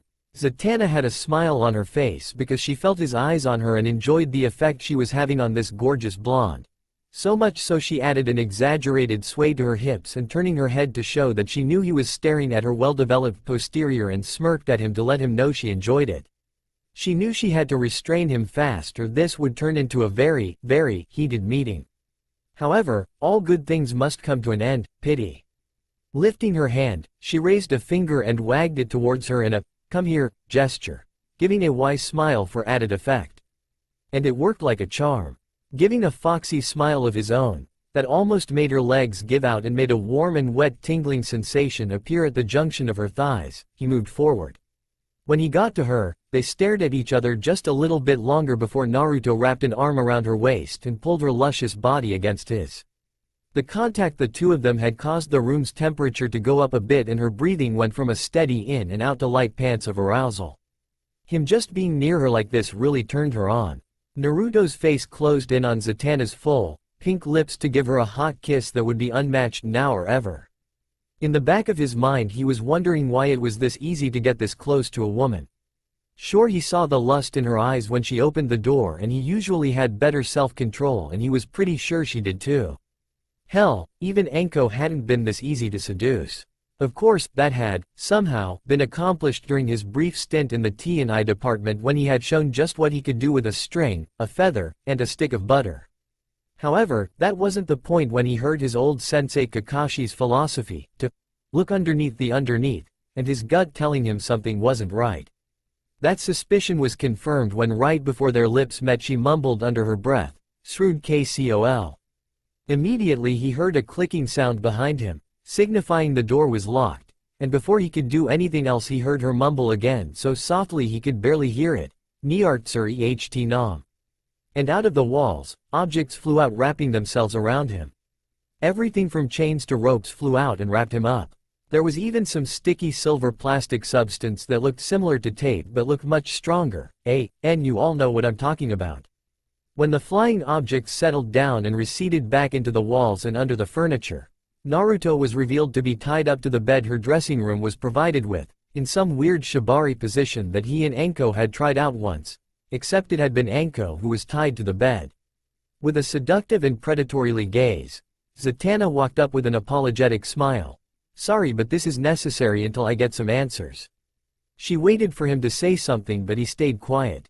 While she was wondering why he was quiet, Naruto had a multitude of thought running through his mind, two of which were his main focus, well, three. The first was how stupid he was for letting his guard down in this place and not placing a Hiraishin marker somewhere for a quick getaway. The second was that he had been duped and captured so easily by the attractive woman in front of him. The third, he had just been fucking cock-blocked by the woman he was pretty sure had been trying to seduce him. She would have made a great kunoichi. He grumbled to himself. In the back of his head he heard loud female laughter. Yeah, laugh it up, you still owe me 50 ryo. Returning to his situation he looked at the woman who was holding him captive with a slight desperate smile. "There isn't any chance of you letting me go, is there?" He asked what he hoped was not a dominatrix. Already flashbacks of happy time at the home of Anko-sama invaded his mind. Zatanna had a really hard time of not releasing him after hearing how desperate he sounded. Steeling herself she walked up to him and grabbed his chin making him look deep into her eyes. "Not until I get my answers, Tilda," she said in a sing-song voice. "Well, this sucks," Naruto said to himself before focusing on the woman who tied him up. When he was sure he had her attention he said the only thing that he could in this kind of situation. "Please don't hurt me," he begged fearfully. Miles outside the city, the same anomaly that had occurred in the Arctic happened once more. Out of the spiraling black hole came the now unmasked form of Obito Uchiha staring down at the city where he knew the Kyuubi Jinchuriki to be located. He was so close to finding his sensei's brat that he could literally taste it. Soon, very soon, he would be able to take his revenge and kill the last of the Uzumaki. This time there would be no army of ninja willing to sacrifice themselves to ensure the survival of the Uzumaki scum. It would just be the two of them, and just like the last time they fought one-on-one, Obito would crush his spirit, and when he was sure he had taken everything dear to the brat, that would be when he killed him. But for now, he was tired and hungry. He would rest for a while and find something to eat, and then he would head down into that city and draw out that infernal Jinchuriki. Taking out one of the few kunai he had, he flung the small knife behind him, giving a satisfied smirk when he heard a pained hiss from the snake he had just killed for dinner. He had never liked snakes much because they reminded him of that fool Orochimaru. Turning his back on the city, he walked over to the snake and picked it up and began to skin it for dinner. While he sat down, he wondered what he could use to start a fire to cook the snake. His thoughts, however, were interrupted when he heard a scream. Looking around, he saw the edge of the cliff where he was sure the scream had come from. He walked over and looked down. Hanging there was a man who was barely holding onto a jutting rock and looked as if he was about to lose his grip. Looking down at him, Obito reached down and grabbed his wrist and pulled him up. When the man was sure that he was safe, he started talking in an unfamiliar language that Obito didn't understand. Opting to stay quiet, the cloaked man gestured for the hiker to take a seat across from him. When they were both seated, the man started talking again in that strange language, hoping to get a response out of the strange man who had rescued him. When Obito looked up at him and smiled pleasantly, he suddenly felt like he was in danger. Across from him, Obito discreetly took in a deep breath of air and converted it into fire chakra, and when he saw the hiker starting to get twitchy, his smile turned from pleasant to predatorial. Before the man could even react, he was covered in white-hot flames and started to scream in absolute agony, but pretty soon he stopped screaming and moving altogether. He was dead. Not once had Obito stopped skinning the snake from when he sat back down to setting the hiker on fire. Finished skinning the snake, he looked around and saw a stick a little distance away. Grabbing it, he stuck the skinned snake onto it and placed the stuck snake over the fire. He had just solved his fire dilemma. She wanted to meet him. Meet the one who had kept her from falling into despair and given her existence a new meaning. If there was anyone who could guide her on her new path, it would be him and no one else. But now was not the time. It would be a while yet until they met face to face. A while before she was sure she could truly say that she was no longer her father's disciple. And until then she would retrain herself. Shadow Fox had taken care of each of the criminals who had taken those people hostage in the bank without even taking out his sword once. He hadn't killed them or maimed them. He just knocked each one out and restrained them without a fuss. That was the part of her that she needed to erase, her killer instinct. Even if she couldn't erase it completely, she could still restrain it. Even when she had been living with her foster family before her father had saved her, she had always managed to retain that part of her that was a killer, and if she was able to erase that part her father had created, she would be able to make real progress in her goal to be better than she was before. Be better. Every time that thought crossed her mind, she went back to that bank and reanalyzed what she had been about to do in that bank. The plan, if she hadn't seen those mice, would have killed several people, left her with possibly lethal injuries, and left her with even more blood on her hands. And if she hadn't been killed from that, she would have taken all the money she had, spent half of it on booze, the other half gambling, and eventually end up dead on the street, or only to most likely end up back under her father's, no Deathstroke's control again. If the man didn't want her and would only throw her away if he deemed her useless, he didn't deserve to be called her father. Even if she did manage to succeed in rehabilitating herself from Deathstroke's teachings, she would always be regarded with distrust and open hostility, but that was the point of changing oneself. It wasn't easy and would take time. But, in the end, if you wanted something, it would take time and work. She rubbed her missing right eye again and sighed. How she wished she could take back that mistake, but there was no turning back time, and no transplant surgeries for such a thing. What a waste for something that had been impossible from the beginning. Walking over to her computer, she brought up the image of Shadow Fox that she had found on the security footage and studied him. His armor, his weapons, and his body, she took it all in. Every detail went down in her mind. Being trained to hide her emotions all her life, she was shocked when she looked away and saw her reflection. Her face was red, and her breathing heavy and a warm wet feeling in between her legs. Whatever she saw in the hero on the screen, it was obviously more than a road to redemption. Not yet, but soon, really soon she would see him. So let me get this straight. You are Naruto Uzumaki Namikaze and you're a ninja who has been involved in life and death struggles against someone you once considered a brother? Zatanna asked the man who was bound to her bed with everything she could think of, including duct tape. Receiving a nod, she continued with her questions. Your brand of ninja has an internal energy reservoir called chakra that allows you to control the main elements, which ones depending on your natural affinity, along with sub-elements combining two or more elements such as lava or ice due to genetic mutations in certain families or groups, she queried. Another nod. These mutations are called Kekkei Genkei or bloodline limits and expand farther than control of sub-elements and take up more genetic traits like in the eyes or making the body more animalistic or allowing countless insects to convert the human body into a living hive. And there are even more diverse and quite plainly, creepy, abilities from 4 other major military forces and countless other minor countries? She continued on, nodding again. Naruto thought he heard an annoying jingle in his head that made him want to smash his head against the wall. Think Jeopardy! You come from one of the major powers on your continent known as Konoha and somehow arrived here after you and a traitor launched your most powerful attacks at each other, resulting in some kind of crack appearing in the air that sucked you in while you were too tired to resist? She finished off, feeling proud for summarizing all the information he had given her when she had him tied up. And again a nod. Now with the necessary information gathered, it was on to more important matters, and you came into ownership of an adult novel series after your master and godfather was killed by a former student when you were 16, and it was demanded that you continue the series where you were even more successful than the previous author even without the perverted tendencies. She questioned in a stoic voice, giving no hint as to whether she was angry or not. And the reason you looked depressed in the audience after my show was because you were writing ideas down for the next installation into the series, which, if I'm translating this right, means make out, magical addition, which has never happened before. She finished. Scared for his life, Naruto only nodded, resigned to his fate of an early grave. Walking up to her captive, Zatanna, who still had on her stoic face, bent down so as to be face to face with the novelist. When he was sure she was going to kill him in the most brutal fashion only reserved for perverts, she smiled seductively at him, leaning in even closer before whispering into his ear. Well, I guess I'll have to give you some decent material then, won't I? And licked the whisker mark on his left cheek to tease him for a little fun. But she did not expect to hear a rumble from his throat that, to her, sounded almost like purring. Pulling away, she looked at the man in wonder, while Naruto looked away in mortification, before she gave a high-pitched womanly squeal of, "So cute." After which she grabbed his head and crammed it into her ample bosom and almost giving Naruto a giant nosebleed.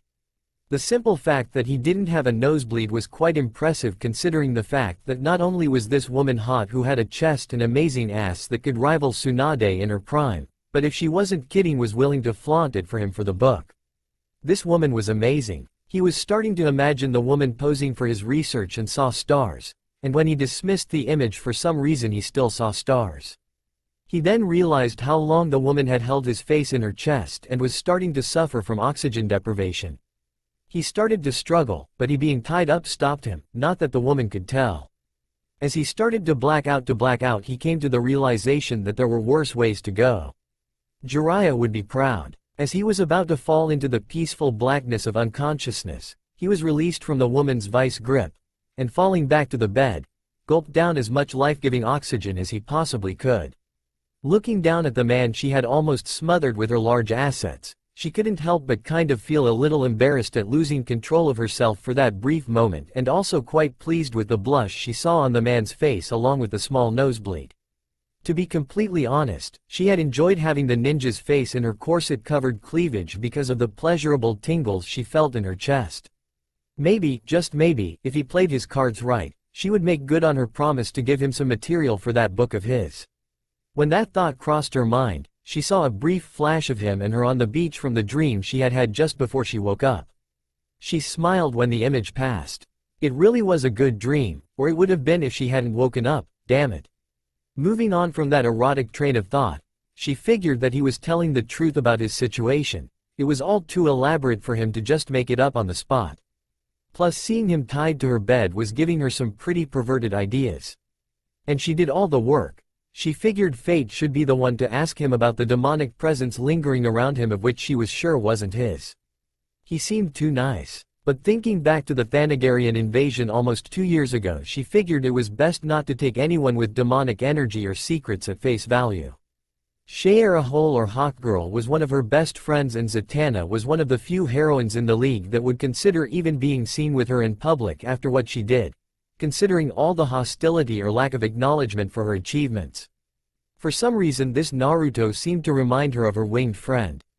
Coming out of her thoughts, she saw that Naruto's breathing was becoming steadier and more controlled, showing that he was no longer suffering from lack of oxygen. Clearing her throat, she said, "Well, there's someone who wants to meet you, so sailor me." And as soon as she said those words, the bonds that held Naruto to the bed unraveled themselves and disappeared into the walls and under the furniture. "Thanks," he said in a raw, quiet voice. Not that she could blame him. He had almost died from being smothered by a large set of breasts, which was almost every pervert's life goal. Walking over to his side, Zatanna gently grabbed his arm and helped him up. When she was sure he was steady enough, she said, "Come on, there's someone who wants to meet you, Mr. Uzumaki. He just wants to ask you a few questions about the circumstances of your arrival here. Would you be fine with that?"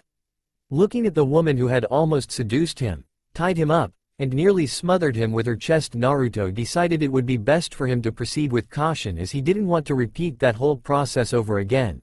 Or maybe he did. The possibilities could be quite pleasurable. Damn it, what happened to him?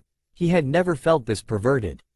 Sure, I don't mind," he replied to the busty magician, "and by the way, just call me Naruto, I hate formalities."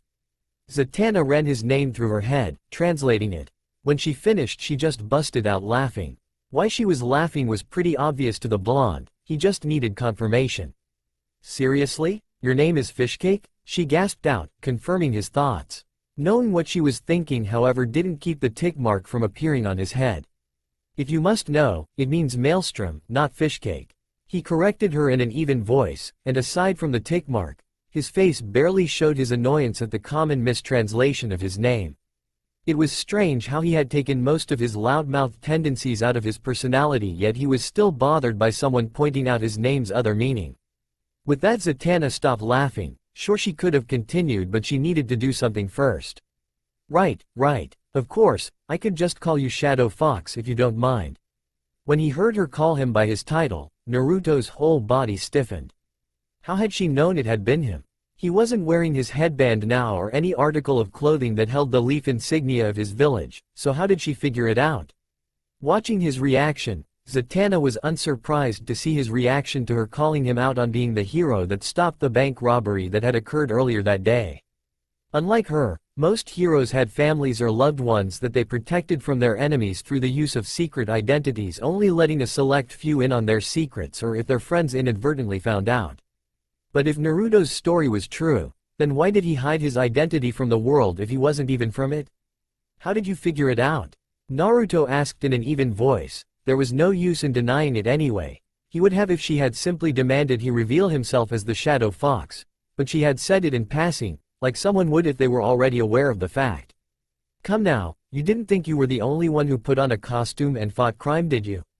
she inquired playfully. The look on the blonde's face let her know that she hit the nail on the head with her comment, but it was to be expected as she was forced to remind herself that he was from a different dimension.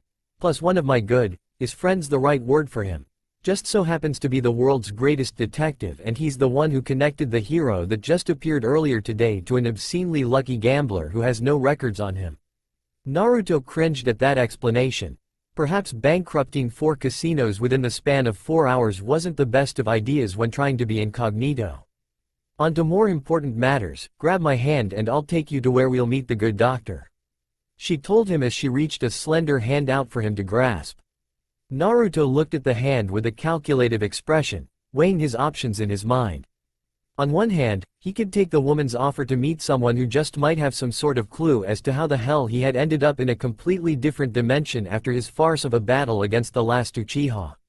On the other, he could turn around and run for the door and try to get as far as he could without the use of his Hiraishin markers, leading to a wide-scale pursuit that would probably end up with lots of collateral damage and him just being caught and forced to meet the guy she was talking about anyway. Sighing, Naruto went with the least painful option and grabbed the woman by the waist, much to her surprise, and leaned in to whisper, "I'll let you know, I like to travel in style." Naruto getting into her personal space and grabbing her so intimately made the woman very flustered and rather hot in certain places. "Gee, good to know," she replied, cursing herself for stuttering like a timid schoolgirl confessing to her crush. And with him so close to her and whispering sultry little messages into her ear like they were lovers, she wanted to just strip down to just her white lingerie and let him have his way with her. But unfortunately they needed to be somewhere soon, so separating herself from the tall blonde she grabbed his arm, teleported them to her hotel room, where as soon as they appeared Dr. Fate appeared as well. For Naruto, instantaneous travel between one place to another was not as troublesome as some might think, as Zatanna's teleportation was not dissimilar to his Hiruishin. The fact that he wasn't on the ground either puking everything he had eaten recently or simply trying to catch his breath surprised Zatanna. Figuring she could get the answer about why he didn't have the normal reaction to instantaneous travel during his interrogation from Fate, she opted to remain silent. Looking around, Naruto instantly spotted the man in the golden face mask, boots, gloves and cape, all over a skin-tight blue outfit almost instantly. It was a very strange sight to him that had him fighting down his loud-mouthed reaction of pointing at the man and screaming out, "Oh, what the hell are you?" at the man. He just stared at the strange man for a few seconds before turning to Zatanna and saying, "I see what you mean about the costumes now." Before she could respond to the blonde's comment, the good doctor decided to speak his part. "Welcome, young warrior. You have traveled a great distance in order to be present here," Dr. Fate said to the shinobi. "But aside from your timely arrival, I am most curious about the energy that I feel radiating off of you." The Lord of Order continued. "As charming as it is to meet you, why don't we introduce ourselves properly before we start this inquiry, I would assume?" Naruto inquired in a calm, calculating voice, perfect for a ninja who had to keep a cool head if he wanted to survive. He wasn't going to leap before he looked or let his emotions control him. It was things like that that made him go berserk when he was faced against Orochimaru back on Tenchi Bridge. That manipulative snake had known just how to push Naruto's buttons, causing him to go berserk and made him nearly kill Sakura back then. It was ironic how the person for whom he pushed to better himself was the very same one to take his teammate and good friend's life, was the one that not even 2 days ago he had killed. The Lord of Order looked at the blonde shinobi in front of him in scrutiny before he relented to Naruto's suggestion. Bowing slightly at the waist and introduced himself, "Very well. I am Dr. Fate, the Lord of Order of this universe and one of the members of the Justice League," he said, stating his alias and position. Hearing the terms, Lord of Order, and Justice League, confused Naruto, but he held his tongue, figuring he'd get answers to what they were in the conversation to come. Mimicking the doctor's actions, he bent at the waist. "My name is Naruto Uzumaki Namikaze, the Shadow Fox of Konoha, the last member and heir of the Uzumaki and Namikaze clans, Jonin of the Konoha Shinobi Corps," he said, giving just a little bit more information than Dr. Fate had. "So shall we have a seat? It is my belief that this conversation we are about to have will be a rather lengthy one," he told them while gesturing to the pair of couches that faced each other with an ornate coffee table between them. Following the man's suggestion, Naruto walked over to one of the couches and sat down in one of them, and Fate taking the one opposite of him along with Zatanna, internally frowning at how soft and giving the piece of furniture was, that would slow his reaction down a bit in the case of a surprise attack. On the coffee table, a large plate of cookies appeared in the middle, making Naruto stare at the treats in confusion. "Please, have a cookie, my wife made them earlier," the doctor offered to the confused blonde. Not wanting to seem rude to the man in front of him, he reached out and grabbed the cookie. For some strange reason now, when he looked at the man in blue and gold armor, he saw an image of the Sarutobi Oji-san overlapping with the figure of the man in front of him. For some reason the man gave off the same vibe that the old Hokage had given whenever Naruto had been brought to his office. Realizing that he was starting to stare, Naruto took the cookie he had in his hand and brought it to his mouth, eating the treat at a reserved pace, despite how delicious it was. "This is very good. Your wife is quite well versed in baking, I would think," Naruto said. "Yes, she is. But I believe we start with the real reason for our meeting, Shadow Fox," Dr. Fate replied, referring to him with his code name rather than his real name. "Your actions today were quite remarkable, saving all the civilians using stealth and cunning rather than rash theatrics like most with powers would have. Quite the impressive debut for a hero. The doctor continued. Hearing the part about the debut, Naruto decided to ask one of his questions. Exactly how many of these heroes are there if you're able to talk about this like it happens every other week? Naruto asked the good doctor. Instead of Dr. Fate answering his question, Zatanna just started laughing as if he had just told her the funniest joke she had ever heard. When the two sitting men looked at the woman, she calmed down as best she could and tried to point out what Naruto had said that was so funny. Well, not every other week but almost every year 2 or more new heroes take up the good fight along with a load of new crazies. Zatanna explained, getting a confused look from the blonde. What Zatanna means is that it is not uncommon for heroes to reveal themselves in an act of great heroism, and more often than not the arrival of said hero inspires an adversary of the hero to appear with a diabolical plot. Fate explained the gorgeous woman's comment before continuing, and to answer your question, the Justice League has enough heroes to be comparable to a large army. Naruto raised an eyebrow at that. From what he had heard, these were rather unique individuals with diverse powers, almost like Kekkei Genkai, but only limited to one person and not an entire family or group like his home. If I were to take in this lovely lady's words into account, I'd be willing to bet there are way more of your enemies than there are heroes, and they are willing to band together to try and take you guys down, or forces that just a few weren't able to handle alone, so you all had to band together just so that there wouldn't be any obscene amounts of casualties, creating this Justice League. Naruto said, letting out a casual observation while discreetly flirting with the lovely magician across from him, causing her to flush, which Dr. Fate either didn't notice or chose to ignore.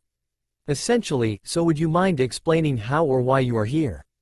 Dr. Fate inquired to the blonde ninja. Naruto figured that he wasn't about to be interrogated in obscenely painful ways, decided to give the truth anyway, so like Zatanna he told Dr. Fate essential information about his kind. He told the man about how he had arrived, chakra and the ways it was utilized in and out battle, ninja and the wars that had been fought between the nations, the founding of the 5 great villages, bloodlines, abilities, and the leaders of the villages and their titles as the 5 shadows. He left out various things like the 10 Biju or how they were contained, or the fact that there was a living breathing demon within the same room as them. Of course, as he was finishing that thought a few seconds after he finished with his explanation about his home, Fate asked, one more thing. Would you mind explaining to me how you are literally bathed in demonic energy? As soon as the question was asked, Naruto tensed up, ready to spring at the slightest sign of aggression. He may have been loved as a hero, as he was meant to be, back in Konoha, but years of constant beatings, neglect, and abuse had created a reaction to anybody he didn't absolutely trust asking about the demon sealed away inside of him. He was almost ready to get away as fast as possible, but was stopped when he felt a smaller, reassuring hand gently grip his hand, gently yet firmly. Looking up, he saw Zatanna staring down at their hands, seemingly confused and absolutely flustered that she had reached out and grasped the hand of a complete stranger who she had only been in the company of for about an hour. Sighing internally, he decided to give them some but not all of the information involving his status. When I was a child, a great beast known as the Kyuubi no Kitsune attacked my home village. It simply appeared in the middle of the village out of nowhere and started attacking and killing ninja and civilians alike. The fox ended up killing or permanently maiming about half of our ninja forces before the leader of my village at the time, the Yondaime Hokage, arrived and teleported it to a safer venue where he went through a sealing ritual that would seal the beast away into a vessel. The vessel of a beast like the Kyuubi not only had to have an extremely durable body but had to be a young child. You see, like you said, the beast gave off so much demonic energy that it was literally too toxic for the beast to be sealed into an adult. But with a child, their chakra circulatory system is not yet fully developed, allowing for them to be able to take in the energy that the demon gives off. So using his own child, the Hokage sealed the great Kyuubi no Kitsune into its newest jailer, me. Naruto finished explaining how he had so much demonic energy but decided to continue omitting tales of his abuse. After it was sealed into me, I became something known as a Jinchuriki, a human sacrifice, a living weapon. And all for the price of my parents sacrificing their lives to the Shinigami to make my seal work. I'll simply say that being a Jinchuriki is not easy, but I later found out that the fox didn't just decide to attack one day, Somebody named Obito snuck into my village and tracked down where my mother Kushina Uzumaki was giving birth to me and kidnapped her in front of my father the Hokage, Minato Namikaze.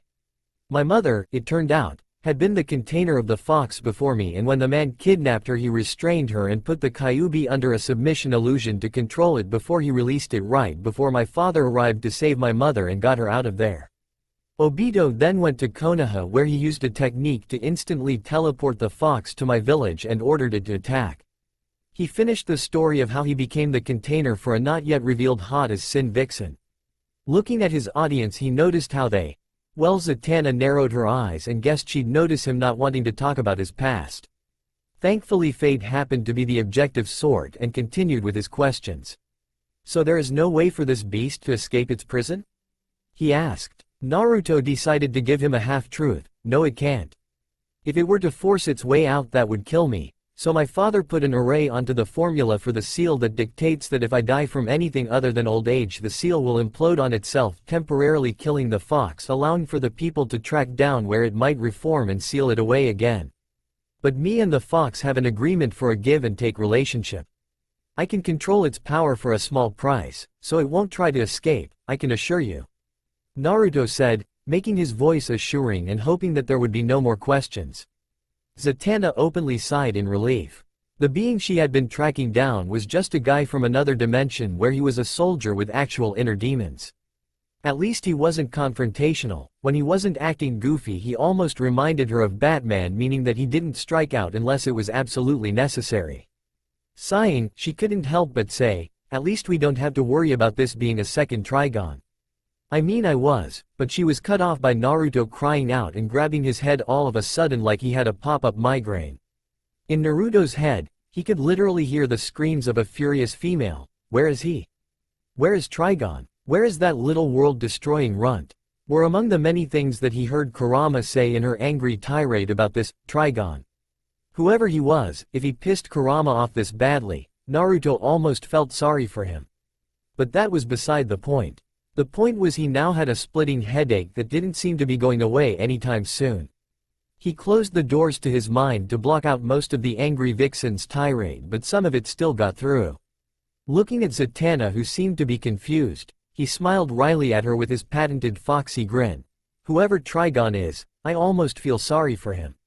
He said, why? Because Kurama's running around in my head screaming how she's going to tear apart an arrogant, world-destroying, little bastard. And when she gets her tails on him she's going to make him beg her to stop and beg for death. He explained as his headache slowly abated and realized he had forgotten to leave out a small detail. Wait, so this Kyuubi's a woman? Groaning, he watched as Zatanna went off on a female gloating spree about one of the most powerful beings in his universe being a woman. On the couch by a cheering Zatanna, Fate had many thoughts going through his mind about the possibilities that had just presented itself to him. If Trigon tried to force his way into their dimension again, they might have a way to counteract him and force him away. The moment was broken when Naruto thought of something that hadn't occurred to him since he got there because he had been swooped into learning about the world he had found himself in.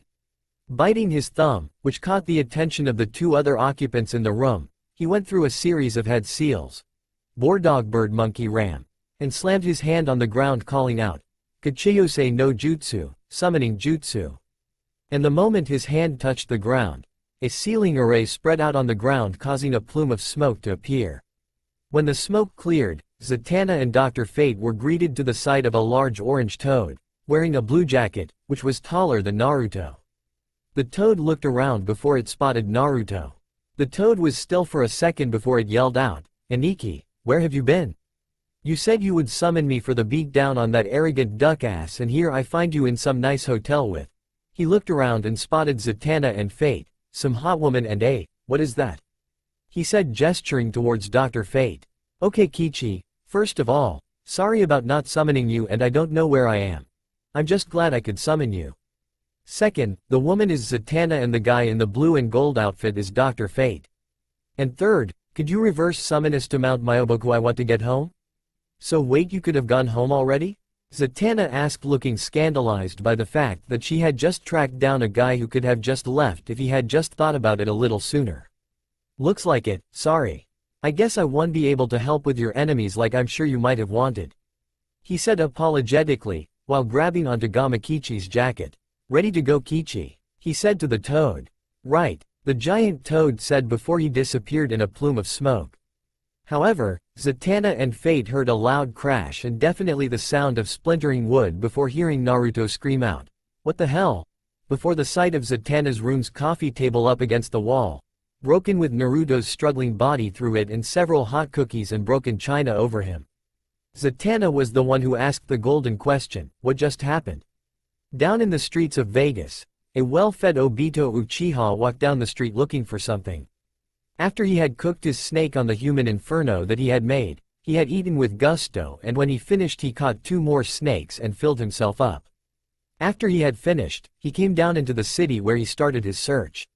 Most people ignored him because of the compulsive genjutsu that he had placed over himself to remain under the radar. What he was looking for was 2 things. One was somebody who could speak his language and the other for some grunts to help his plan along to draw out the Uzumaki spawn. He was in luck as he had just spotted 2 men who were speaking his language, and even luckier, it looked like they were speaking to a group. The group didn't look like anything special, just some punks and tough guys who wanted to act like they all big and bad. All talk and no skill to back it up. Just like the brat, he had only injured him because of a fluke. Walking up to the group, he dropped the genjutsu. He announced his presence by clearing his throat. All the thugs turned to him immediately on their guard, with the guy who wore the tattered cloak and strange mask.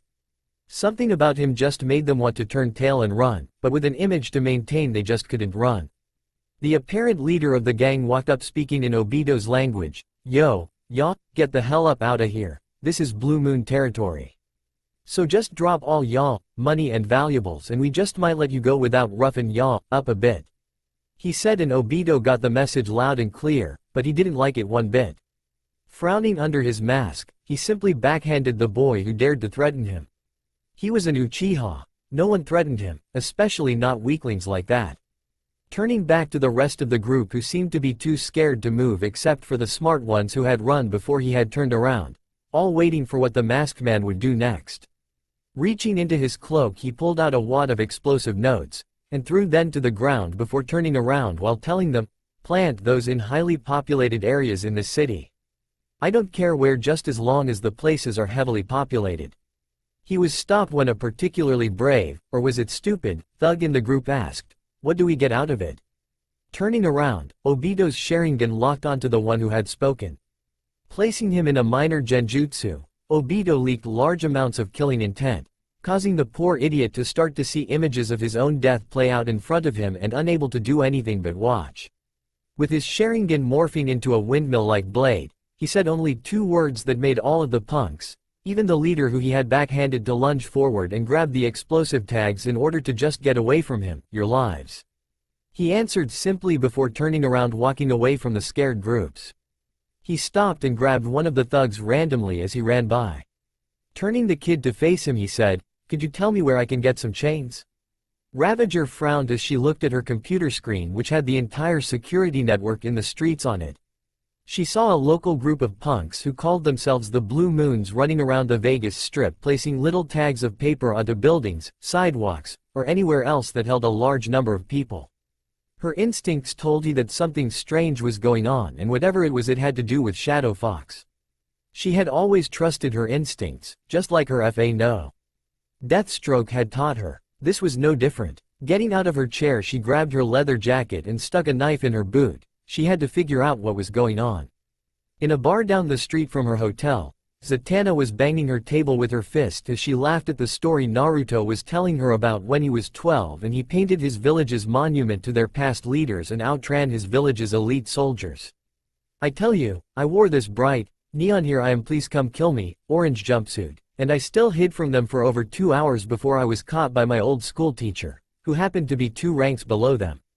I think they might have made chasing me some kind of training regiment for their search and destroy missions, because after the war some of the members of that particular organization thanked me publicly for the training and I had no idea what they were talking about." Naruto finished regaling her in his stories of his time as the prankster king from hell. Zatanna couldn't believe that the man in front of her sipping beer with her was such a successful prankster, but she shuddered to think what would happen if he and the Joker ever got into a prank war. That was a disaster waiting to happen. After they had removed Naruto from the coffee table and repaired it, along with the wall and the china platter, Naruto and Dr. Fate tried to figure out why the reverse summoning had failed so violently. The doctor had him re-summon the frog, no, Toad, so that Fate could try.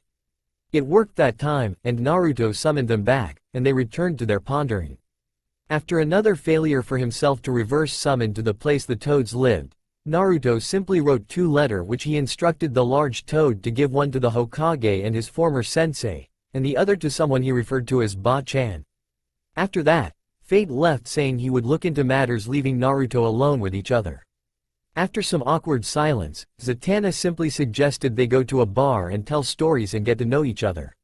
She told him stories about her many adventures and how she had helped out some of the most well-known heroes in the world, who she had the delight of educating him on. But that had degraded into him making hilarious comments about why a grown-ass man would wear underwear outside his pants, and after a few laughs he told her stories about his old pranking habits. Yeah, those were the good times, back before the war. He said wistfully with a far-off look in his eyes. That comment piqued Zatanna's interest, as it wasn't the first time he had mentioned this war, and he looked too young to be a war veteran, not to mention too stable as well. You keep mentioning this war, would you mind telling me about it? She asked, wanting to know more about the mysterious blonde. When he had mentioned how it wasn't easy being a Jinchuriki, her mind flashed back to the horror stories she had heard from Raven about her childhood on Azar. The isolation, repressing emotion, and the assassination attempts just for being the daughter of Trigon. Although she was in no place to judge those people, as she remembered how she had convinced the League to ignore Raven's pleas for help to stop her father because of the demon blood she had felt in Raven. She had nearly become the catalyst that caused the end of the world, and the Titans had nearly died fighting Trigon back. Because of that, she resolved never to misjudge Raven again, no matter what. Turning her attention back to Naruto, she was surprised to see a haunted look across his face. Naruto's memories flashed back to the war, legendary ninja, the Jubi, Neji, Shikaku and Inoichi. All those people had died to make sure he had some kind of shot before he had finally killed Kabuto and ended the Edo Tensei, which had been the beginning of the end for the Jubi. He finally answered her question with, that war was a war of the dead and too many good people died for it. That's all I have to say. When he said it was a war for the dead, she assumed that he meant there was a large amount of casualties, but something told her he meant something completely different. Before anything else could be said, Naruto suddenly felt a large chakra spike just outside the bar. Going into his battle persona, he said in a cold voice, "Zatanna, throw a shield up."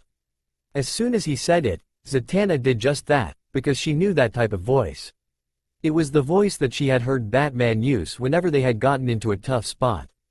As soon as the shield was up, the front part of the bar was torn apart by an explosive wall of white-hot flames. The fires only made it past the front wall before Zatanna's wards stopped them, causing the flames to die away. There was only one person in the lot outside the bar, and it was no one Zatanna recognized. Looking over at Naruto, she saw flashes of recognition, disbelief, and most shockingly, total loathing of the person that he was seeing. To her, it was a man in a tattered cloak with red clouds, wearing a strange purple mask, who had just tried to kill them all. Naruto looked as if he could rip this man apart with his bare hands and wake up the next morning whistling a happy tune. All the hatred that was rolling off Naruto was palpable as his wild blonde hair became wilder. His eyes turned red and slitted, the cute whisker marks on his cheeks became deeper and more pronounced, and his nails became longer and sharper than any human's should be. All the hatred she could feel with her empathic abilities started to affect her, as well as she could feel herself start to hate the man as well. Before she did anything stupid, she closed off her emotions so they wouldn't connect to his. Feeling clear-headed, she paid attention to the intense stare down between the blonde man she had been with all night and the mysterious killer. Naruto said something, his voice gravelly, cold, and hateful, conveying all the hatred he felt for this man. Obito. In the remains of the ruined bar, where only a minute ago people had been hanging out with friends, lovers, or drinking buddies, a crowd now stood, facing towards the man who they assumed was the one who had launched the fire that may have killed them if not for the timely intervention of a heroic magician. Amongst the crowd stood a certain wild-looking, blonde-haired man with whisker-like birthmarks and red-slitted eyes, giving the man in the cloak in the lot a look that would have sent even Darkseid fleeing in fear. The air of hatred and animalistic rage swirling around him palpable and making the people unconsciously take a step back in fear. This man was Naruto Uzumaki Namikaze, and he looked more animal than human at the moment. The man who had launched the white-hot fireball that had destroyed the whole front of the bar merely stood there, not faltering at the sheer bloodlust that was rolling off of Naruto. No, he preferred it that way. He liked it when his targets were angry or annoyed. It made them sloppy, it made them predictable, and it made them stupid. And to bring an unpredictable person like the one in front of him down, you made them predictable. The fact that he was unconsciously tapping into the fox's chakra, thus amplifying his anger, was only going to make this easier. This would be no different than the first time they had fought in Tetsu no Kuni, Land of Iron. He would manipulate the hot-headed blonde until he tore the blonde's fight down until he had nothing left in him. Obito Uchiha smiled under his mask. He liked that plan a lot. The thoughts going through Naruto's head were just as wild as his appearance. How had this bastard survived? He had blown him to hell with a Bijudama. There hadn't even been ashes left over after he had killed the murderous, insane bastard. But here he stood, years later, in a different world that didn't have any connections to their own world. So how was he there? The fact that he couldn't find an answer to any of the questions swirling around in his head only served to make him angrier, causing him to draw on more of Kurama's chakra. The effects of drawing on the chakra were slowly becoming more drastic as his body started to become hotter than a human should be and radiate an orange-gold glow, in addition to him struggling to remain upright as he was starting to get the urge to crouch down and charge forward like an animal. As he was about to give in to his rage-powered instincts, a calm female voice spoke out to him. "Naruto, stop. This is what he expects. You need to calm down and start thinking like a shinobi before you charge in like an idiot," Kurama told the enraged warrior, drawing him out of his angry haze. It was hard at first, but soon he was able to rein in his anger and calm down, stopping himself from drawing on the demonic chakra. The sudden absence of the Kyuubi's chakra caused his body to become less feral and the heat around his body started to abate. However, if one were to look into his eyes, they would have seen that even though his eyes had reverted back to their startling blue, they were still slitted. When he was sure he had himself under control, he shifted slightly to give Zatanna a look while keeping the Uchiha in his sight. "Get these people out of here, Zatanna. Things are about to get ugly and I'd rather not hold back against this guy." Giving the blonde a look, she complied by making all the people fall asleep before she sent them to the nearest hospital or police station. When that was done, she turned back to Naruto, studying him. This was no longer the goofy guy who she had just been having a drink with while he told her about his days as a prankster. His personality had taken a complete 180. His eyes were cold and calculating. His body language now showed him to be calm and cool as compared to only a moment ago where he looked like he was about to launch himself at the man and be damned of the consequences. He was tense as if he expected for the man across from them to attack the moment he looked away. Whoever this guy was, if he was able to cause such a drastic change in a carefree and fun-loving guy like Naruto, he had to be extremely bad news. "Naruto, who is he?" Naruto looked at Zatanna from the corner of his eye. "Do you remember how I said the fox was controlled by a madman?" He asked her. Receiving a nod, he continued.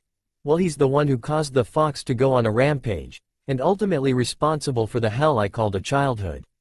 When he said that, his voice darkened ever so slightly as if just mentioning his childhood still caused him pain. She would have to ask him about that particular subject at another time, but for now she needed to focus on the problem at hand. At that moment Obito decided to speak up.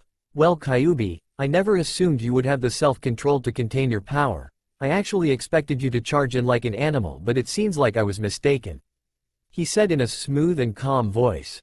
Though he sounded calm, on the inside he was quite frustrated that the blonde brat had not given in to his anger and the Kyuubi's influence. Zatanna, however, became quite angry about how this Obito had referred to Naruto by his demon's number, as if him being the container for an extremely powerful demon made him less than human. She had met demons before, and from what she could tell, Naruto was no demon. so why someone would refer to him as his tenant would have to be either to anger him or to undermine his humanity. And from the way Naruto tensed when the man referred to him as Kyuubi, it looked like he understood this man's game and was keeping himself in check so as not to attack out of anger. Though now that I think about it, I do wonder where my dear cousin Sasuke is. Knowing you, he is still alive and causing chaos.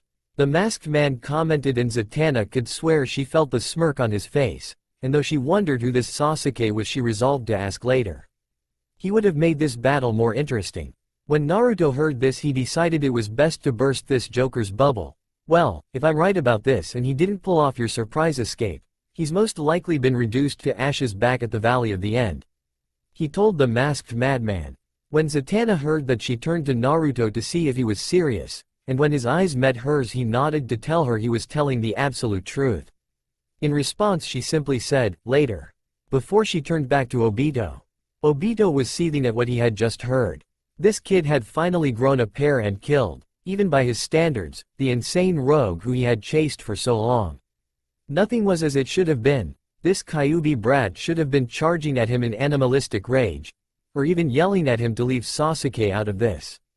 Instead he was calm and collected and even seemed to be attempting to play his game of pissing of his opponent. Since his usual tactics didn't appear to be working, Obito decided on taking another route. Oh well, it seems poor Sasuke couldn't handle one little undertrained ninja. But, he said, changing the subject, that does not matter right now. Looking around, it seems that the people here are much more advanced than we ever were at home. But they seem to have paid for this advancement by becoming lazy and unable to wield chakra. He stated. Naruto narrowed his eyes when he heard this. Just what was this crazy bastard thinking? Just think about it, Naruto, he said, like just speaking the name left a bad taste in his mouth. We could be gods among these sheep. For someone who wants to be Hokage, I'm sure you can understand what we could do if we worked together. When Naruto heard this, he nearly snorted out because of the sheer ridiculousness of Obito's proposal. Them, work together, after everything he had done, all the people whose deaths he was ultimately responsible for. After everything you've done, you just expect me to work with you because of a few pretty words? Naruto asked him, and before Obito could answer his question, Naruto continued, well, you know what? Fuck you, you arrogant, sociopathic, homicidal bastard. He finished before reaching behind his back, pulling a smoke bomb out of a pocket and throwing it to the ground. Obito didn't wait for the smoke to clear as he jumped over to his right. It was a good thing that he did, because not even a second later a salvo of shuriken flew out of the smoke, aiming for right where he had been. Looking at them with his Sharingan, he saw that all of the shuriken were covered in a pale green sheen of wind chakra, making them sharper than they normally would be, and it was confirmed when one of the shuriken cut through one of the strange metal contraptions that had been sitting on the sidewalk, resulting in a torrent of water rising from the sliced piece of metal. Obito landed just as the smoke cleared to reveal the Kyuubi host and his companion in their respective outfits. Naruto was now in his black and white Anbu armor, his red sage coat with black flames lining the bottom over the armor and his sword strapped to his back, and the decorative orange scarf wrapped around his face flowing in the wind behind him.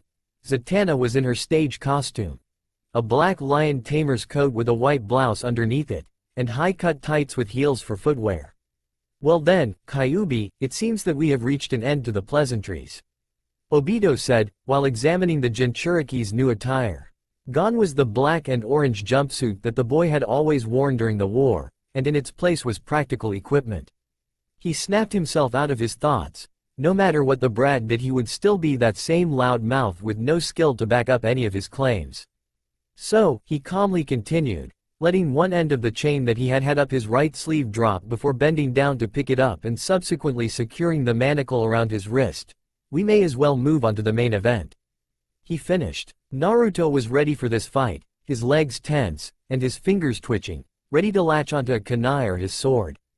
Zatanna, keep the damage contained, and provide support in any way you can, he said to his companion. He wasn't sure if he had to go all out, but it paid to have some way to avoid collateral damage if he had to. Right, she responded. Ready for the battle between the two warriors began. All was still for a few seconds. None of the combatants even breathed as the Jinchuriki of the Kyuubi stared down the last member of the cursed Uchiha line. Then, like a window that was hit by a brick, The standoff broke as Naruto Uzumaki Namikaze and Obito shot at each other while Zatanna flew into the air. Meanwhile with Ravager, the white-haired girl was currently walking down the Vegas boardwalk, watching as the members of the Blue Moon Street gang set the tags that each member carried, placing them on sidewalks, buildings, or the occasional parked cars. They seemed to be putting the tags near places where there were large groups of people, reminiscent of the way a bomber would.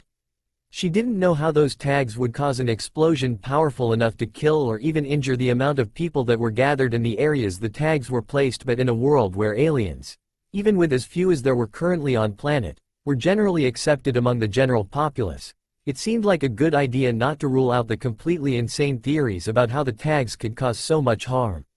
But she was getting off track. She needed to pay attention to the ones placing the tags. The Blue Moons were just a bunch of rich bad boy wannabes, who only committed low-level crimes. None of the members seemed to have the skills or even the drive to make bombs, and even then there was no purpose. Taking closer looks at the members setting the bombs. At populated areas, she noticed scared expressions on all the members' faces. Something or someone had scared these little thugs into bombing the strip. For now she would have to wait. Turning into an alley between the casinos on the strip, she waited until one of the thugs were close enough to her that she could reach out and yank him into her alley. When one of the members of the street gang got close enough, she grabbed him and roughly shoved him against the wall. The kid looked scared, which solidified her theory that someone had scared him and his little gang into doing the task of placing bombs across the strip. But now was not the time to feel sorry for the little snots. Right now she had to be the cold-hearted bitch that was once Ravager. "Why are you trying to bomb the strip?" she asked in a harsh voice. This was to unnerve the kid so he'd spill whatever secrets he was hiding, not that he needed much convincing. "Bombs? Is that what we're setting up?" he asked her, clearly confused by her question and very scared. He just said to put the tags in populated places. "We didn't know." "Who is he?" Ravager demanded from the scared teen. "I don't know, none of us do," he told her. "All I know is some guy in a weird mask just showed up in our territory, and Joey told him to leave and he bitch slapped him into a wall. And then he threw these slips down and told us to put them in places where there were lots of people. Oh God, we're helping a terrorist," he started before he was slapped by Ravager. "Shut up and focus," she ordered the scared thug. "Is there anything else important that you remember?" His eye. He only had one eye, and it was red and had something that looked like 3 commas in it, and then he did something that made us feel like we were gonna die and the commas in his eye shifted. "That's all, I swear that's all I know," the wannabe criminal said before Ravager threw him out into the crowd. "Go and get out of here," she ordered the gang member. He didn't need to be told twice before he turned in the opposite way and got away from the strip, because if what she said about the tags was true, then he did not want to be anywhere near the place when it went up. When he was gone, Ravager thought about what she had been told. Red eyes, with commas that shifted into something else, and the release of a feeling of impending death. All this sounded like the scared ramblings of some scared kid, but none of it could be dismissed because as ridiculous it sounded, it could be entirely plausible, like the old rumors about Batman in his early days when people had thought of him as just a giant bat. But if all this turned out to be true, then who was this new villain? What powers did he have? What were his motivations? She didn't know why, but the last question was the easiest, and only, question she could answer completely. His target was the Shadow Fox, and his goal was mass collateral damage, population-wise and property-wise. Looking all over the place, she knew she could not get all the bombs by herself as they were everywhere, so that left trying to get the people out of there. She couldn't call the police as they would take too long, and there was no telling when the bombs would go off, plus her past history with the law wouldn't help either. With no other option, she could only come up with one plan. The plan was simple, crude, and inefficient. One could compare it to firing a gun in the middle of a herd of cattle, because that was exactly what it was, but it was the most effective and quickest method to get all these people to safety. Had this been any other situation, she would have been somewhat happy of the fact that she was thinking of the people, not herself. But all she could feel was embarrassment for what she was about to do. Taking a deep breath, she let out the highest, girliest shriek she had ever performed while saying, "A bomb, there's a bomb on the strip." For a moment there was a pause, before everything turned to chaos as tourists and locals alike started making their way away from the strip. Looking out of her good eye, she caught an explosion of dust and fire across the city. Whatever the blast had been, it warned people not to go in that direction. Going down a random alley, Rose found a fire escape and climbed to the roof. Looking down, she saw the chaos as so many people tried to get away from the bombs that had been planted all across the strip. It wasn't ideal, but it would allow as many people as possible to get away before the bombs went off. Running across the roof, she jumped off the ledge of the building before landing on the next. As she made her way across the city, Rose had a thought that passed through her mind that she never thought she would have. Time to help a hero. With Naruto, the two shinobi ran at each other at the fastest speed that both could muster, and being at least cage level, the two were moving very fast. As the two neared each other, Obito turned himself intangible and Naruto went right through him to be caught in the chains that trailed behind him. That was what he expected to happen. Instead of being caught in the chain, after going through the Uchiha, Naruto reached out and grabbed the chain. When the chain was in his hand, he leaned back to slide on his heel, dodging the chain before he righted himself and yanked it back to stop Obito's forward momentum. Then he pulled out his sword to slash through the madman, but instead of cutting the man down, his sword traveled through the intangible form of his father's former student and succeeded in bringing out an annoyed grunt from the Uzumaki. He really hated Obito's ability to become intangible. When the sword had made its way through Obito's body, the Uchiha swung the chain and launched the Shadow Fox to one of the surrounding buildings. When Naruto landed on the side of the building, he covered his sword in wind chakra and threw it towards his enemy to slice the man down, but only managed to force the man to become intangible once more and the sword to go through him and lodge itself into the pavement behind him. When that failed, Naruto jumped into the air, performing multiple hand seals for a powerful jutsu before calling out the technique's name. Suiden. Suiryuden no Jutsu, Water Release. Water Dragon Jutsu, Shadow Fox declared before the water surrounding Obito began to gather together into the form of a serpentine creature that was ready to charge him. Before the dragon made its charge, however, a loud voice rang out through the air reminding Obito of the woman's presence in the sky. Eckert's Ninthgil. Clouds formed and a large thunderbolt struck down on the water construct and charged it full of electrical energy. With the power of electricity running through the water dragon, the beast gave off a mighty roar before it charged at the wayward Uchiha. When the dragon had been struck by lightning, Obito started on his own hand seals for a counterattack. Kaden. Karyu Enden, Fire Release. Dragon Flame Bomb. He called out before a large dragon of fire spewed forth from behind his mask and charged the lightning water dragon. When the two opposing nature dragons clashed with one another, they struggled for dominance, and even though the fire dragon was weak against water, it managed to cause a stalemate between itself and its watery counterpart before the two techniques became unstable and caused an explosion and a mass of steam to appear. With the smokescreen created from the two dragons exploding, it was impossible for Obito to find that damnable Uzumaki.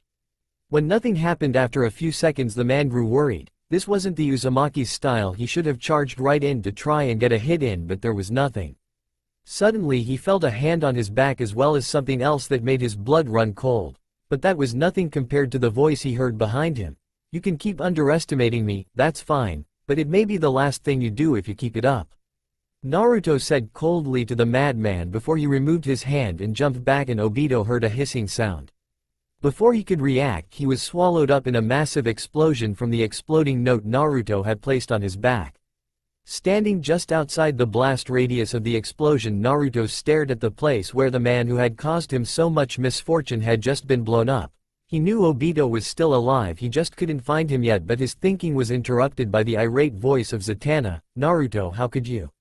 You just killed him," she said when she landed next to him. Strangely, he found her angry face to be extremely attractive, but he was in a battle, so there was no time to expand on those thoughts.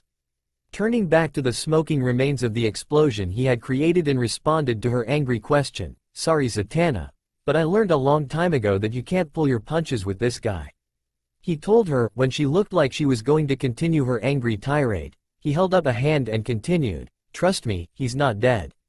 If he can survive a full power Bijudama, one little explosive note isn't going to do much. He's almost as slippery as Orochimaru." When she was about to retort saying that he couldn't be so sure about the man surviving, she stopped when she saw a distortion in the air that released a singed, but otherwise uninjured Obito Uchiha once more ready to do battle. "I suppose you were right. I can't keep underestimating you. Now it's time that we both start taking this fight seriously," he said before the distortions started to appear all over his body, warping his appearance like rippling water. Naruto stood completely still, taking in whatever natural energy there was in the area. Orange marks around his eyes signifying his transition to Sage mode. "Ready whenever you are," Naruto replied, pulling out a forever familiar tri-pronged kunai. Seeing the kunai, Obito's eye widened before he laughed insanely. "Just like your father. Oh, this will be fun," he said before the two once more charged each other. Like his father had done many years ago, he threw the kunai ahead of him and charged up his Rasengan, and Obito was not one to fall for the same trick. 3 times immediately turned around when the kunai went through his head and the Uzumaki disappeared in a yellow flash. When he turned around, he caught the wrist of the Uzumaki, which held the Rasengan, holding it in place. "Now there won't be any of that," he said. When his wrist was caught, Naruto smirked. Naruto knew the deranged Uchiha wouldn't fall for the trick he used, so he had a contingency plan ready for when this failed. Of course not. The plan set in motion took the form of 2 clones of Naruto appearing on either side of Obito with their own swirling ball of destruction ready to plow them into Obito. But the Uchiha went intangible once more, causing the clones to slam the twin Rasengan into each other, dispelling upon contact. Wincing at the memories he received from the clones being grinded by his own attack, he was helpless when Obito stuck his intangible arm inside his chest where his heart was. A good plan, but still not enough. He told the soon-to-be-dead hero, "There's something you should know, I'm just a motherfucking decoy," he said before disappearing in a puff of smoke, leaving the Uchiha realizing he had been duped by a clone. Before he could fully become intangible, he was hit from behind by something big and heavy and soon after crashed into one of the surrounding buildings. When the dust from the impact cleared, it showed that Obito had been hit by a car which had plowed him right through the wall of one of the buildings around them. Waiting for the Uchiha to make his next move, he heard Zatanna yell, "Naruto," before his passive ability to sense danger in Sage mode and his negative emotion sensory abilities alerted him to the danger that had appeared right behind him. Turning around, he raised his arm, which was immediately assaulted with pain. Naruto had managed to block the strike but ended up blocking the kunai that Obito held with his arm, resulting with his arm being impaled by the knife. Letting out a grunt of pain, Naruto was then smashed in the face, throwing him back into the air where he immediately righted himself. Landing on his feet, he slid a few feet before coming to a full stop. Not wanting to waste an opportunity, Obito used short-range teleportation to quickly assault Naruto before he recovered, and when he appeared before Naruto, he tried to deliver a quick knife strike to the blonde's windpipe only to be blocked by Naruto's good arm. But the Jinchuriki was too slow to stop the snap kick that struck his knee that knocked him off balance. Obito then tried to hit him once more with his kunai, but Naruto caught his arm and then elbowed him in the stomach, knocking the breath out of the last Uchiha, then delivered a spinning back fist which Obito caught rather than become intangible in order to deliver another kick towards the blonde's face. But Naruto dodged that and mule kicked the man into the side of a building and tried to follow up by reaching into his coat and pulling out a handful of shuriken. Naruto once more covered the sharp projectiles in wind chakra before launching them at Obito.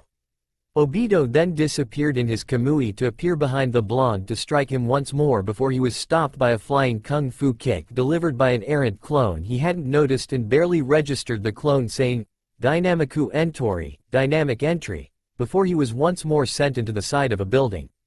The clone and master tried to take advantage of the new opening by throwing another tri-pronged kunai near him and both simultaneously using the Hiraishin to appear above him and try to deliver a downward slash with wind blades at the masked Uchiha.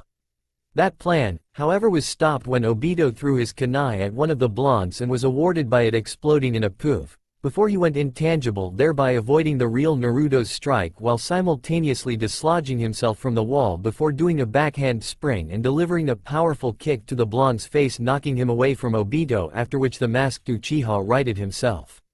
Obito then disappeared into his distortion right as Naruto was getting up and appeared to Naruto's side. Obito then tried to wrap the blonde in his chain so to restrain him, but was immediately thwarted when Naruto wrapped the chains around his still bleeding right arm and yanked the chains toward him while channeling large amounts of chakra to the fingerless glove on his left hand.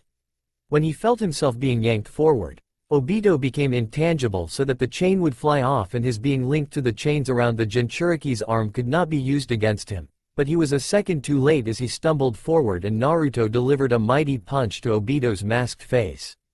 The punch was not so much a punch as it was a bulldozer smashing into a small rubber ball, and Obito was the ball that proceeded to smash through two buildings.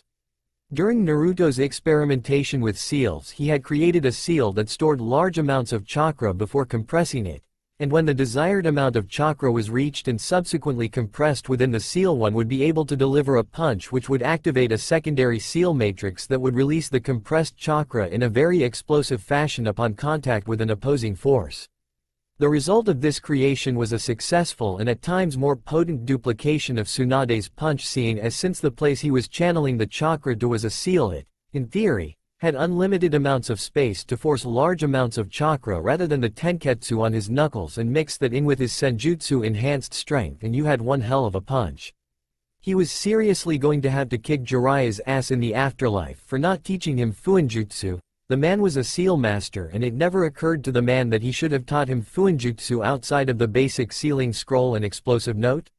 His contemplation was ended when he caught another distortion to his right. He couldn't use his sword to attack since he had lost his grip on it when Obito had hit him in the face, so he used the best replacement he could think of. Channeling wind chakra into his fingers before swiping his hand in the direction of the distortion, releasing 4 wind blades towards where Obito was coming for him, only for the distortion to disappear and his ability to sense danger going ballistic, alerting him to the danger behind him. This time, instead of blocking and potentially hurting himself again, he focused on a Hiraishin, flying thunder god, seal, and disappearing in a yellow flash once more to appear right behind the Uchiha and slamming his foot onto the ground where a small seal spread out from where his foot landed. As soon as his seal appeared, the sword lying on the ground automatically sprang into the air, spinning end over end, heading right for Obito at high speeds. When Obito saw the sword heading for him, he automatically became intangible, allowing the sword to go through him and right into Naruto's hands. As soon as the blade was caught, Naruto spun around and tried to deliver a side slash, but was deflected by Obito's kunai, who immediately moved to take advantage of the new opening but was unable to follow through because of a bolt of lightning that almost struck him, had he not jumped out of the way. But he was not done just yet. Holding the horse hand seal, Obito unleashed a large torrent of flames towards the Jinchuriki. Kaden. Goka Mekyaku. Fire release. Great fire annihilation. Obito watched as the Jinchuriki was engulfed by the wall of flames that he had launched at him with a smile. It felt so good to get the little brat with such a destructive technique. His smile, however, was quickly wiped away as the flying woman quickly created a strong wall of wind to block the fire that he had launched in hopes of injuring the blonde. If he was going to win this fight, he was going to have to get rid of the Woma. His thoughts were interrupted when he heard a voice behind him and looked into the air to see everyone's favorite blonde holding the ram seal before saying in a mocking voice, "A good plan, but still not enough." With that said, he took a deep breath before yelling out, "Futon. Atsugai, wind release. Pressure damage." Before he released the breath he had taken and launching out a mass of condensed air at Obito, who barely avoided being hit by the technique, but was quickly thrown off his feet when the mass made contact with the ground and erupted into a wind-based explosion that mixed with the lingering flames from his last technique and became a raging inferno. With Rose. Rose arrived just in time to see the man with the odd mask that she had been told about by the thug at the strip launch a large wall of fire. Seeing a man breathing a torrent of fire was a surprise to her, as there were not many heroes or villains with that ability, and seeing who the wall of flames was aimed at confirmed that she had been right about who the man had been after, the Shadow Fox. With the fire bearing down on him, she was surprised when a wall of air suddenly appeared in front of him and kept the flames from engulfing him. Looking up, she found the source of the wall, the magician Zatanna Zatara of the Justice League. Seeing the woman, there was no surprise, seeing as Las Vegas was where she went to the most, being the city that has many of her clients who hire her for show, and since she was in this city so frequently, she had become the city's official superhero. Seeing as she was helping the Shadow Fox against the masked man, Rose could only assume that the woman had prior knowledge that the man was a hero, or was tuned into the fact that the man he was facing was too dangerous to be left alone, and decided to help Shadow Fox in bringing him down. Either way, from the amount of destruction she was seeing, it seemed that the two men plus a woman had been at this for a little while. Wondering what was going to happen next, her eyes widened when she saw the hero appear behind the man while holding a hand seal she had learned during her time in India when she was learning from monks, who had migrated from Japan, how to control her internal energy during her time after she had been released from the League. She had left the monastery she had been staying at when she had caught wind of Deathstroke being in the country before she had completed her training at the time. What could the Shadow Fox be doing that required him to Holy Mother of God? Was her thought when the blonde blew out a condensed projectile of off-white energy from behind his scarf towards the man who dodged it before it hit him. Dodging the projectile didn't do much good seeing as the man, as well as her, was thrown back from the shockwave that resulted from the attack hitting the ground. How much power did that attack have that it was able to push her back from a good 100 feet away? However, the large white dome mingled with some of the fire left over from the man in the mosque's last attack and resulted in the dome becoming a large blazing fireball in the middle of the city. Amazing, would she have been able to do something like that had she been able to complete her training in India? Shaken from her thoughts, she watched as the blonde man fell back to earth towards where the man was. She idly noticed that Shadow Fox's hand was starting to glow an ethereal blue.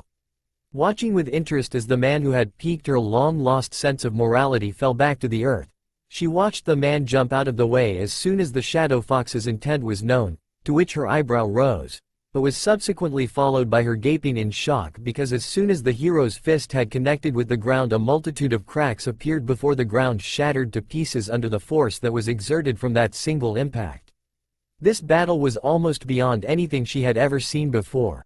Barring the battle between Superman, Batman, Lex Luthor and Darkseid, but that had only been a recording, only so much could be conveyed from a computer screen. It seemed that, there was a lull in the battle at the moment, and as both the warriors took their time to regain their bearings she analyzed the state that the two warriors were in. Shadow Fox seemed to be the better off of the two, not to say that he was unscathed. The blood on his arm clearly pointed to him being injured, but he showed no signs of the wound bothering him, so it was easy to dismiss as it clearly was not life-threatening. His cloak and scarf had a few scorch marks but nothing else of note, and his face looked a bit scuffed up, probably from taking a blow to the face a couple of times, but other than that there were no other apparent injuries on his person. The man in the mask was also in a similar state but a little more injured than the blonde hero opposite him. His mask was cracked in several places and surprisingly still intact if he had taken at least one blow similar to the one she had just seen Shadow Fox do. His cloak was also ragged in many places, showing that he had received several shots from the blonde hero, and there were also signs of ripping, and the back of his outfit looked like it had taken the brunt of an explosion, which it had. However long this battle had been going on, it had been intense and showed no signs of going down anytime soon.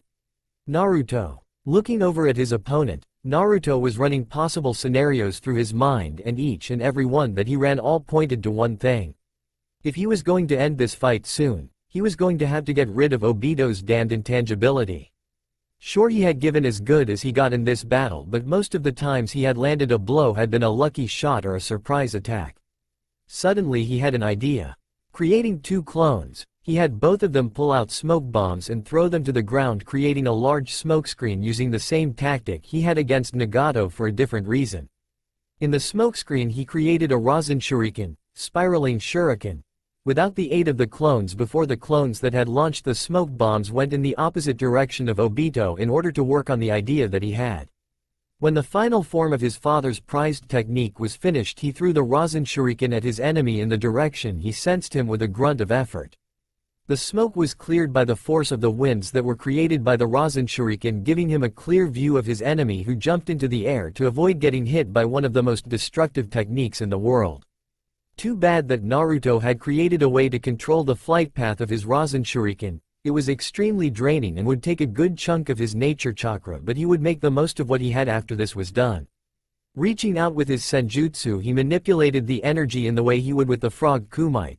Only instead of manipulating the energy around his fist to ensure a hit on a missed attack, the energy he used changed the trajectory of the attack to head towards Obito, who was still in midair. When the attack reached the Uchiha, it exploded into a dome of millions of wind blades. When the explosion occurred, the distortion appeared and Obito flew out of it, heading straight for Naruto. Instead of trying to block the attack, Naruto dodged by shifting his body a little to the right before he spun, driving a kick to the Uchiha's midsection and following up with a straight jab which made his hand go through the man's body in an attempt to throw Naruto off balance in order to gain an opening, but that plan was immediately foiled when Naruto followed through with the punch and dived right through Obito's body and into a roll. Righting himself, Naruto span around and delivered a fist right into Obito's masked face and winced when his fist impacted, reminding him how hard the man's mask was, and it hurt him when he hit it even in Sage mode. Continuing his assault, his hand once more passed through Obito, who this time took immediate advantage and moved his head to the side so that he could become solid and latched onto the Uzumaki.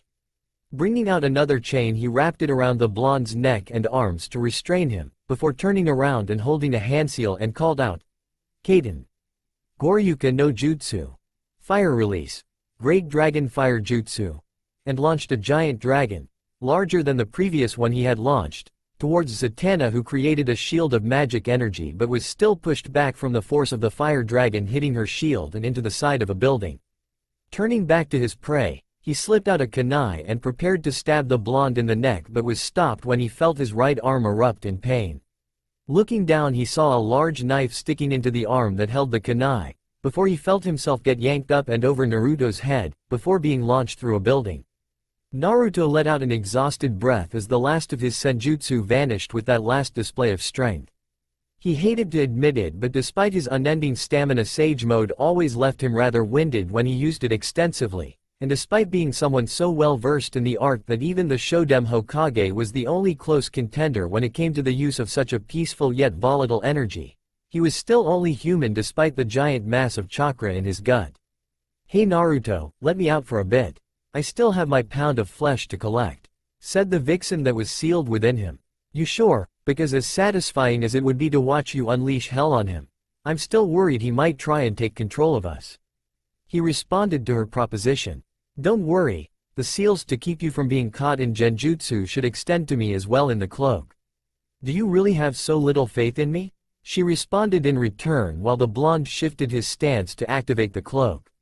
"No, just worried about what this psychopath is willing to do if he gets his hands on your power," he answered Kurama, while trying to make sure he didn't bruise her ego by insinuating that he doubted her ability to stay in control if Obito tried to bring her under control. "All right, I'll let you out. But when the clones get back we shift back, deal?" he consented to her. "You were going to do it anyways. I was just asking because it was the polite thing to do." She shot back at him. "Yeah, and what we're about to do requires absolute trust, so manners are truly important, huh?" he quipped, while the distortion appeared to show a more haggard-looking Obito without his mask, revealing the swirling scars around his empty eye socket. Looking at the man with a look that bordered on utter contempt, he spoke to the Uchiha. "Hey, Obito. How about we take this up another notch?" So the blonde was going to unleash the fox's true power. Things really were not looking up for him all of a sudden. Naruto then unleashed the true power of the Nine Tails. One moment there he was just standing there, and then he was covered in golden-orange energy that covered him from head to toe, and then the energy spread, forming a ragged-looking cloak of fire-like energy. Then something strange happened. His face became thinner and more feminine. His hair grew longer and looked almost as fire-like as the cloak on his energy cloak, and his body grew more feminine as well. After the changes to his body, the cloak shifted into 9 waving foxtails appeared and signified the end of the strange transformation. Now in the place where a 19-year-old man there now stood a tall glowing woman with hair down to her mid-back and more endowed than Zatanna. Opening her eyes, the woman gave one look to the Uchiha that spoke of utter contempt before turning to look at the woman who was climbing out of the hole in the building that she had been rammed into by the last Uchiha's previous technique. Frowning, she flashed away from the battlefield before reappearing next to Zatanna on the side of the building. "Hold on, this might be a little unsettling," she said before flashing away again and reappearing on a nearby rooftop, setting the stunned magician on the ground before speaking again. "Put up a large barrier. This fight is going to be even crazier now that I'm out." Looking at the strange glowing woman, Zatanna had a moment of insight about who this woman was, and as such asked, "Kyuubi?" The woman replied with a light giggle and showing a bit of her mischievous side answered, "While I prefer to be called by my title by strangers, I would much prefer the kid's future mate to call me Kurama, seeing as we will be getting to know each other rather intimately soon," she said while licking her lips for emphasis before flashing away once again. She left before she could hear the yell of, "What?" from a stunned and slightly embarrassed Zatanna, who was in shock of being called Naruto's future mate from Kurama. Reappearing on the battlefield, Kurama stared at the shocked bastard who had made her attack the village that her container called home. Sure, she may not like Konoha that much and liked the people even less or taking their anger out on a small child, but it was still her container's home, and despite the hell that his childhood had been, he still loved it, and he was her partner, so they worked together to protect what was theirs. Obito was shocked by what he was seeing. The brat had allowed a full takeover, something that was completely unheard of from any Jinchuriki in the history of the elemental nations. Not even the Rikudo Sennin had been able to do such a thing. That the blonde Uzumaki was able to do something so utterly impossible was troubling to the extreme. The simple fact being that a full takeover of a Biju was infinitely more complex than a full Biju transformation. The transformation took trust and respect, as well as dominance over the Biju's chakra, for the Jinchuriki to transform into the beast and stay in control. But a takeover was willingly handing over the host body to the Biju and allowing them control rather than the human, and while respect was a factor, the takeover required absolute trust, or both the beast and the host would be driven mad and self-destruct. The reason he even knew this was because two of Kumo's previous Jinchuriki had attempted it, and both the Nibi and the Hachibi had gone on a full-blown rampage, and was set as an example for Jinchuriki to never attempt under any circumstance. For the first time since this battle had started, Obito felt his confidence, arrogance, falter in the face of this monster. Another part of him was screaming about how the Kyuubi, the mighty being that could bring down mountains and cause tidal waves with a flick of its tails, could possibly be a woman, but his shock kept him from expanding on those thoughts. Kurama gave a predatory smirk before announcing, "You have no idea how long I've been waiting to do this." Her glare became more and more malevolent, and the air beginning to be saturated with the bloodlust she let loose. "First Madara, then you. Both of you tried controlling me, and now I get my pound of flesh for all the shit you and your ancestor made me do. You better pray to God up there that the kid feels merciful, because this will not be quick." And with that said, she disappeared without as much as a flash. Before he could even register what happened, Obito felt himself going through 3 buildings from a vicious haymaker from the tailed beast in human form. With Zatanna, Zatanna had finished putting up the barrier that Kurama had asked her to establish.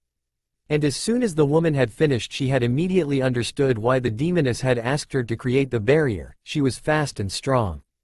Maybe not to the extremes of Superman or the Flash, but still plenty of each, to the point where she could give each a challenge if they fought one-on-one, which showed when she punched the Uchiha through 3 buildings with one punch.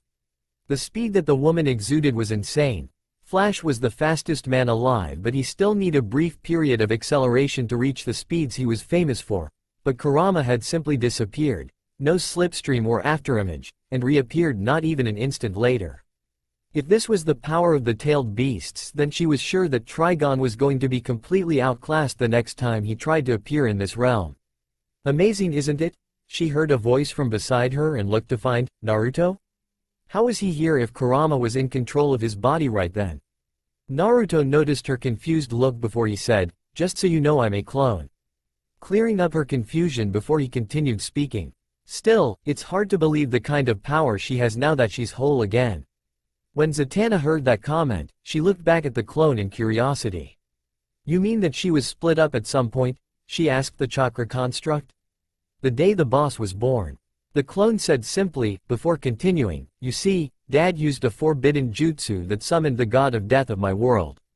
At this, the magician looked at the clone surprised while he continued, "The seal that used that being was one that sacrificed the user's life.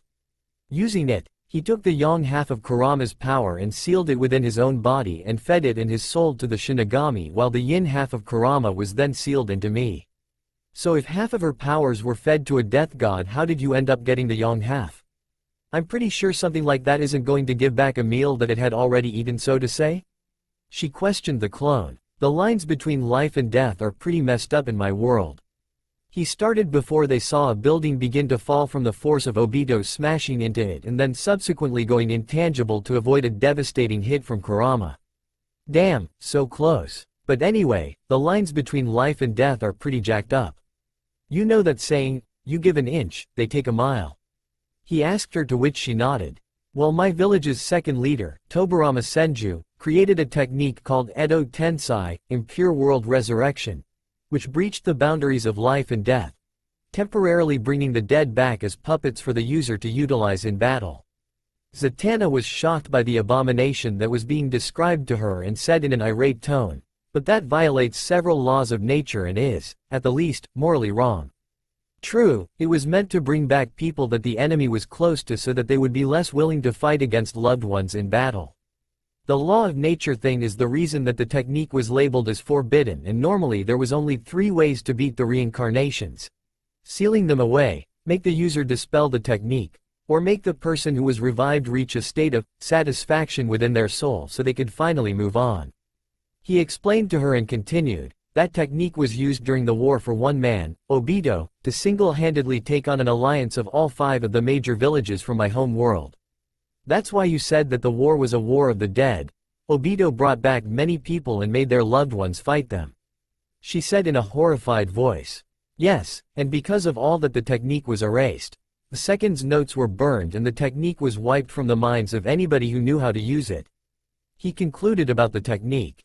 But as I was saying before, the technique was used to bring back the 4 previous Hokage, including my father, to fight against the Jubi, at the final battle of the war.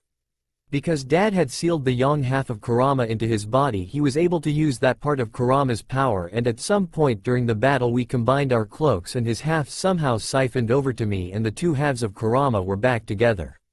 He finished about how Kurama had become whole once more.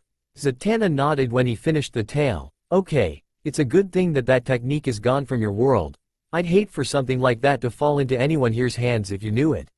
She said. Yeah, during the battle, the first Hokage somehow ended up catching Madara by surprise and sealed him away with the same technique that sealed Kurama in me, the Shiki Fuin.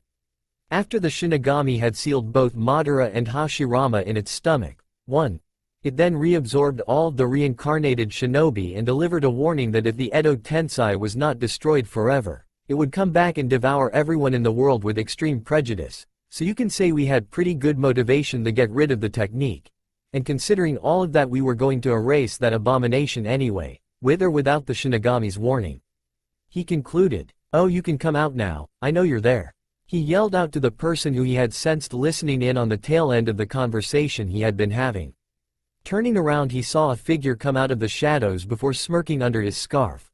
"I knew there was something different about you, Rose," he said simply. Across from him stood the same white-haired girl he had rescued from the bank, only this time instead of a scared look on her face, she was cold, calculating like a soldier, and caught between watching him and the destruction ensuing in the background courtesy of Kurama.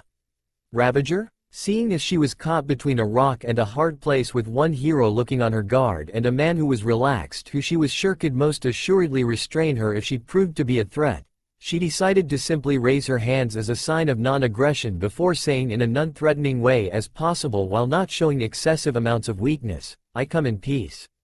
Naruto merely smiled. "Of course you are. Come watch the show, it's just getting good and it will be ending pretty soon anyway." Right when he finished that sentence, one of the more ragged-looking buildings collapsed. Ironically, it was the neon-pink casino that Naruto had bankrupted earlier that night. "Oh, and thanks for throwing that knife at the asshole. It was unnecessary but the thought's appreciated," he told the white-haired girl, who remained stoic but had a slight red tint in her cheeks. Zatanna to the side stared at the former mercenary who had been released from law enforcement custody months earlier with one thought in her mind: what the hell?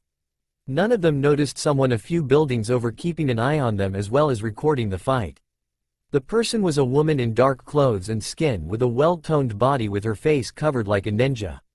This new warrior had caught her attention and she thought it prudent to show the master or the mistress.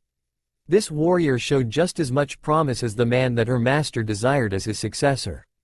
With Kurama once more appeared in a flash and tried to smash the Uchiha into powder, only to be denied that satisfaction as he once more became intangible and caused her to destroy a section of building, but used the building as a springboard to bounce back and launch the Uchiha into another building with a well-placed kick.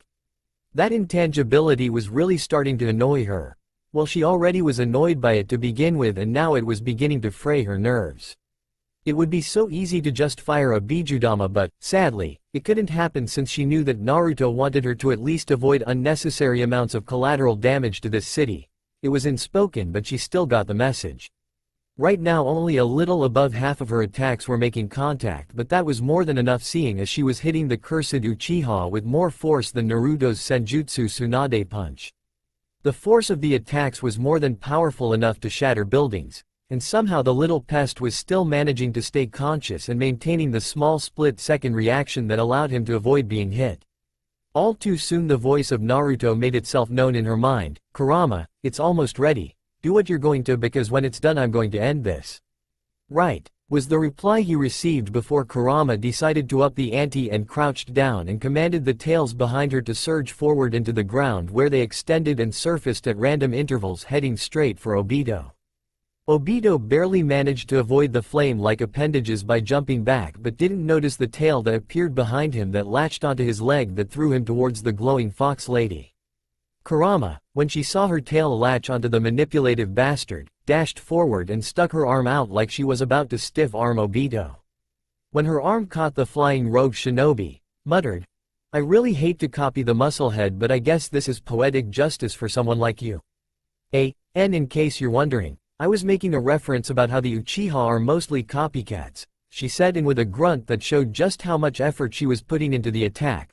"Rariato no Kitsune, Kitsune's lariat," she said before tilting forward and driving the Uchiha into the ground with such force that several windows shattered and a large crater was left in the middle of the street with Obito in it, with the upper portion of his cloak in shreds and his chest looking slightly caved in. But he was still alive, too. After a second he disappeared in another spiral before appearing in the other side of the newest crater that had been formed during this battle.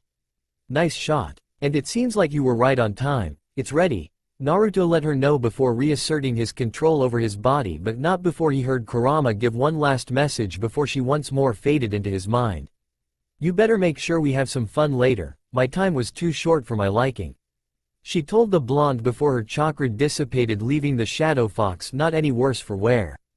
"I know I'll give you a good time after we're sure he's gone, but for now let's do this," he said before dashing towards the crater and jumping up towards the rogue ninja to finish the fight once and for all. With the clone, Zatanna, and Ravager. As the three people at the top of the building looked down to see Kurama deliver the modified lariat to Obito, driving him into the ground and destroying several buildings around them, Zatanna pointed out, "I'm glad I transported everyone in the area out and not just those people at the bar. The amount of collateral damage is almost that of one of Superman's fights. Yeah, I'm going to have to work on that if I plan on entering the hero business," Naruto commented, keeping an eye on the battlefield and seeing Obito disappear and reappear across the crater from Kurama. Almost immediately he felt the memories of the clone that he had separated from invade his mind, giving him the knowledge that he needed to get started for the next stage of the plan. Reaching into his coat he unsealed a slip of paper, a jar of ink and a brush. Opening the bottle of ink he dropped down and in a quick and fluid motion he created the seal that would end this fight. The others looked at him strangely before he finished the seal and stood up in time to look down to see his creator without the cloak charging towards the last Uchiha. Focusing on one of the Hiraishin seals he teleported down to the battlefield just down the street from the fight itself. Naruto charged the Uchiha before he jumped up to deliver what would have been a devastating spin kick had Obito not used his ability slip away again. But when his leg passed through Obito he landed and maintained his spin while simultaneously using the Hiraishin seal he had placed on Obito at the beginning of the fight to deliver an elbow to the opposite side that Obito had expected. This earned the Uchiha a shot to the head that left him disoriented long enough for Naruto to spin into a sweep kick which sent him off his feet, where Naruto then spun back upright to smash the Uchiha into the ground only for him to disappear, which caused Naruto to smash his gloved fist into the ground, causing spider web cracks to appear all around the impact. Naruto then jumped back into the air right as a pair of hands shot out of the ground. While in the air Naruto stuck both hands into his coat and unleashed a barrage of shuriken at the emerging Obito. He then flipped through some hand seals and unleashed a futon Daitopa, wind release, great breakthrough, at the shuriken, adding to their speed and force. Obito, true to fashion, once more went intangible to avoid the shuriken, But he didn't notice that last little kunai, which had an exploding tag attached and was engulfed in a fiery explosion. Unfortunately, he was able to escape to just outside the blast radius. Looking at the blonde, he was about to go in once more until he felt another hand on his back and a voice that said, Fuinjutsu. Jikukan Tomeoki, sealing art. Space-time imprisonment. He felt like he had weights all over his body that kept him from moving, but at the same time he could move just fine. It was a rather strange feeling to feel like you couldn't do something but was able to do it anyway, like moving your leg when you meant for your finger. After the words were said and the contradicting feeling had spread throughout his body, there was a poof that alerted him that what had been behind him was a shadow clone. Naruto walked forward, with his bangs covering his eyes so that nothing could be seen. Now it's time to end this once and for all, he said in a menacing voice. For once Obito felt actual fear, and when Naruto was close enough he slipped his last kunai out and turned his arm intangible so that it would go through any guard that the blonde put up. But when his arm moved forward, Naruto had put up his arm like he knew he would, only for his arm to be stopped. What was going on? Why didn't his arm go through the guard? I see you found what the seal I put on you is for. You really rely too much on that intangibility of yours, so I created this seal with the help of the shadow clones from earlier. One to make the seal, and one to apply it. So face it, it's over. He told him before raising his head, revealing metallic purple eyes with concentric circles in them with dots for pupils.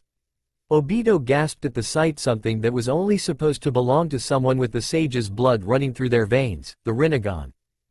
How do you have these eyes? Well, let's just say the sage wanted to pass on his legacy, he said mysteriously before moving his hand to Obito's eye. But first I'll take this, Banshu Tenin. Heavenly attraction of all creation. And Obito felt a horrible pain where his eyes should have been and suddenly could not see anything.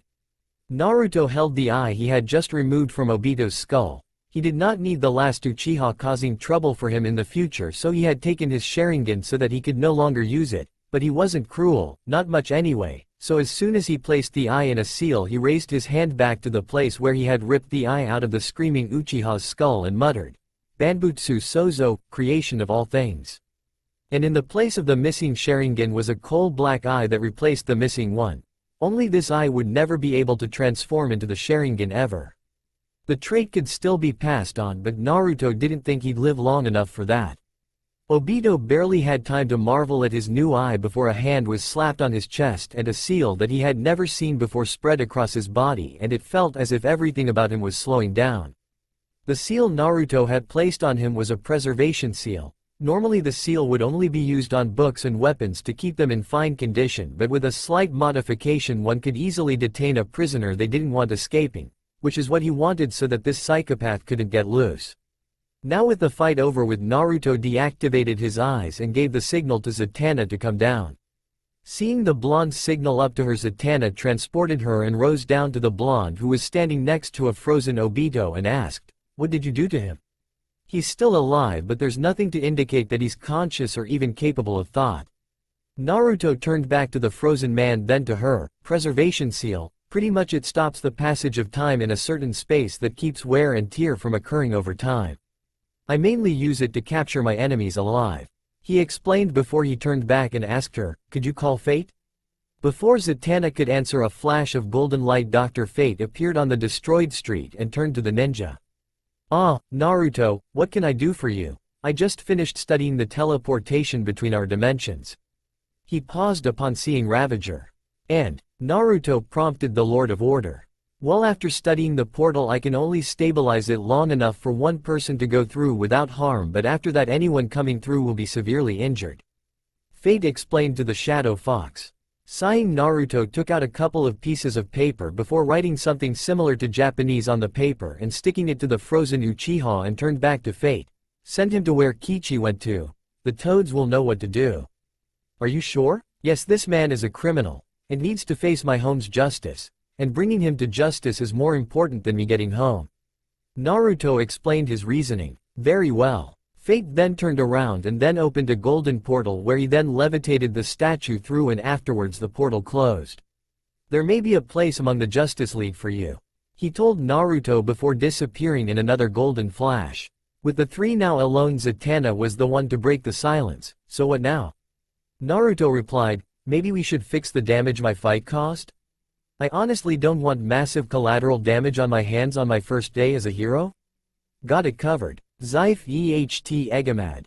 Zatanna said before the rubble from destroyed buildings, shattered glass, and the cracks in the street all flew into the air and repaired themselves in under a minute. Well, what now? Ravager spoke for the first time since she had arrived on the ground. Well, I've got upwards of $100 million. I'm going to find a hotel and take it from there. Naruto informed the ladies before he walked off with them following him. With the toads. On a mountain with lush vegetation and flowing rivers there was a temple. In this temple everything was peaceful. That is, until a golden portal opened up and dropped off a statue of the most hated man in the elemental nations. Two old toads appeared to see the frozen man, and upon recognizing the man they gained cold glints in their eyes. Hopping over to him they saw a note on him. The green toad hopped up and grabbed it and proceeded to read.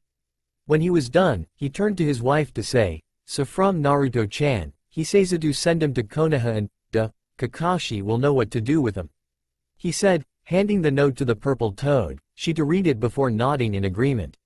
Vegas. After checking into the MGM Grand in the penthouse suite, Naruto decided to just lay around and watch a fight that was happening down in the arena. Zatanna went to take a shower and Rose just went to work on the computer that was provided. Naruto was bored. This is entertainment to these people? It was just two guys beating the hell out of each other. Sure, the form of entertainment back home was two kids beating the hell out of each other, but the kids in this instance had powers that made it interesting. It really wasn't any better watching it drunk either, and considering he was only slightly buzzed, that wasn't going to last much longer. So deciding to hell with it, Naruto turned to Zatanna and paused. The reason he paused was because Zatanna had just left the shower and was wearing nothing but a towel, a very tight towel. Zatanna saw his flustered face and giggled lightly, before taking a slightly seductive pose which involved her widening her legs, bending slightly at the waist and pulling the towel down slightly so that he could get a glimpse of her bountiful cleavage. "Is there something you need, Naruto, or do you see something you like?" She tried to tease him. Naruto, who was knocked out of his shock, returned the favor. "I see a lot of things I want right now, and one of them is a beautiful woman wearing nothing but a towel. But how about we just get some dinner?" Blushing at being called beautiful, Zatanna nodded before leaving the room to get change. Naruto turned to the other side of the room to see Rose standing there and asked her, "Anything you need, Rose?" "Not right now, I can ask you when you get back with Zatanna," she replied before leaving the room. "Okay," he said to her retreating form before he heard Zatanna's room open and felt his mouth go dry. Standing in the doorway was Zatanna, who stood in a dress that hugged all her curves in all the right places. The dress itself was midnight blue with silver sprinklings on it that made it look like the night sky. It was backless as well. For makeup she wore only black eyeliner and dark red lipstick that just pronounced how full and juicy her lips were and simply made him want to go to her and kiss her and nothing else. "Wow," was all the blonde could say to the woman. Looking at the blonde staring at her, Zatanna looked away a little with a light blush before saying, "I assume you like the dress." Shyly, "No," he said in a daze, and hearing the negative response she thought he didn't like it. "I love it, it makes you look even more beautiful." He finished, and hearing such a positive response on her dress she walked over and kissed him on the cheek. "Thanks, so let's go," she said while she latched onto his arm and left the room. With Ravager watching the two go, she couldn't help but feel a little jealous of the dark-haired magician. The blonde she had just left with was easily the most enticing male specimen she had ever seen, so it was only logical that he would gain the attention of a beauty like Zatanna Zatara. She would have liked a date with the blonde, but sadly he barely knew her other than the fact that she was trained to be a warrior and that she was a cold person. Besides, if she wanted to start a new life as something good, she would talk with him when he got back. If she was going to try to work with him, it was probably best if they had no romantic connections. She opened her eyes and looked around in the reaches of her domain in the circles of hell. She had felt it, the release of a massive amount of power that could outclass even the power of the great defiler himself. The power, it was amazing, intoxicating even. She just had to see the being that had this much power and maybe even seduce them if they were male. After all, what was a powerful demon without a powerful mate, and he would most likely be much better than the last mortal she had taken as a lover. In a dark room, the ninja who had been present during the battle between Naruto and Obito had just finished uploading the video and sending it to her master in the League of Shadows. When the message had been sent, the screen flickered for a moment, leaving the room completely dark, and when it came back on, the woman was gone. Like she had never been there in the first place. That's all for now. If you want to see next part, then please like this video and subscribe my channel. Thank you.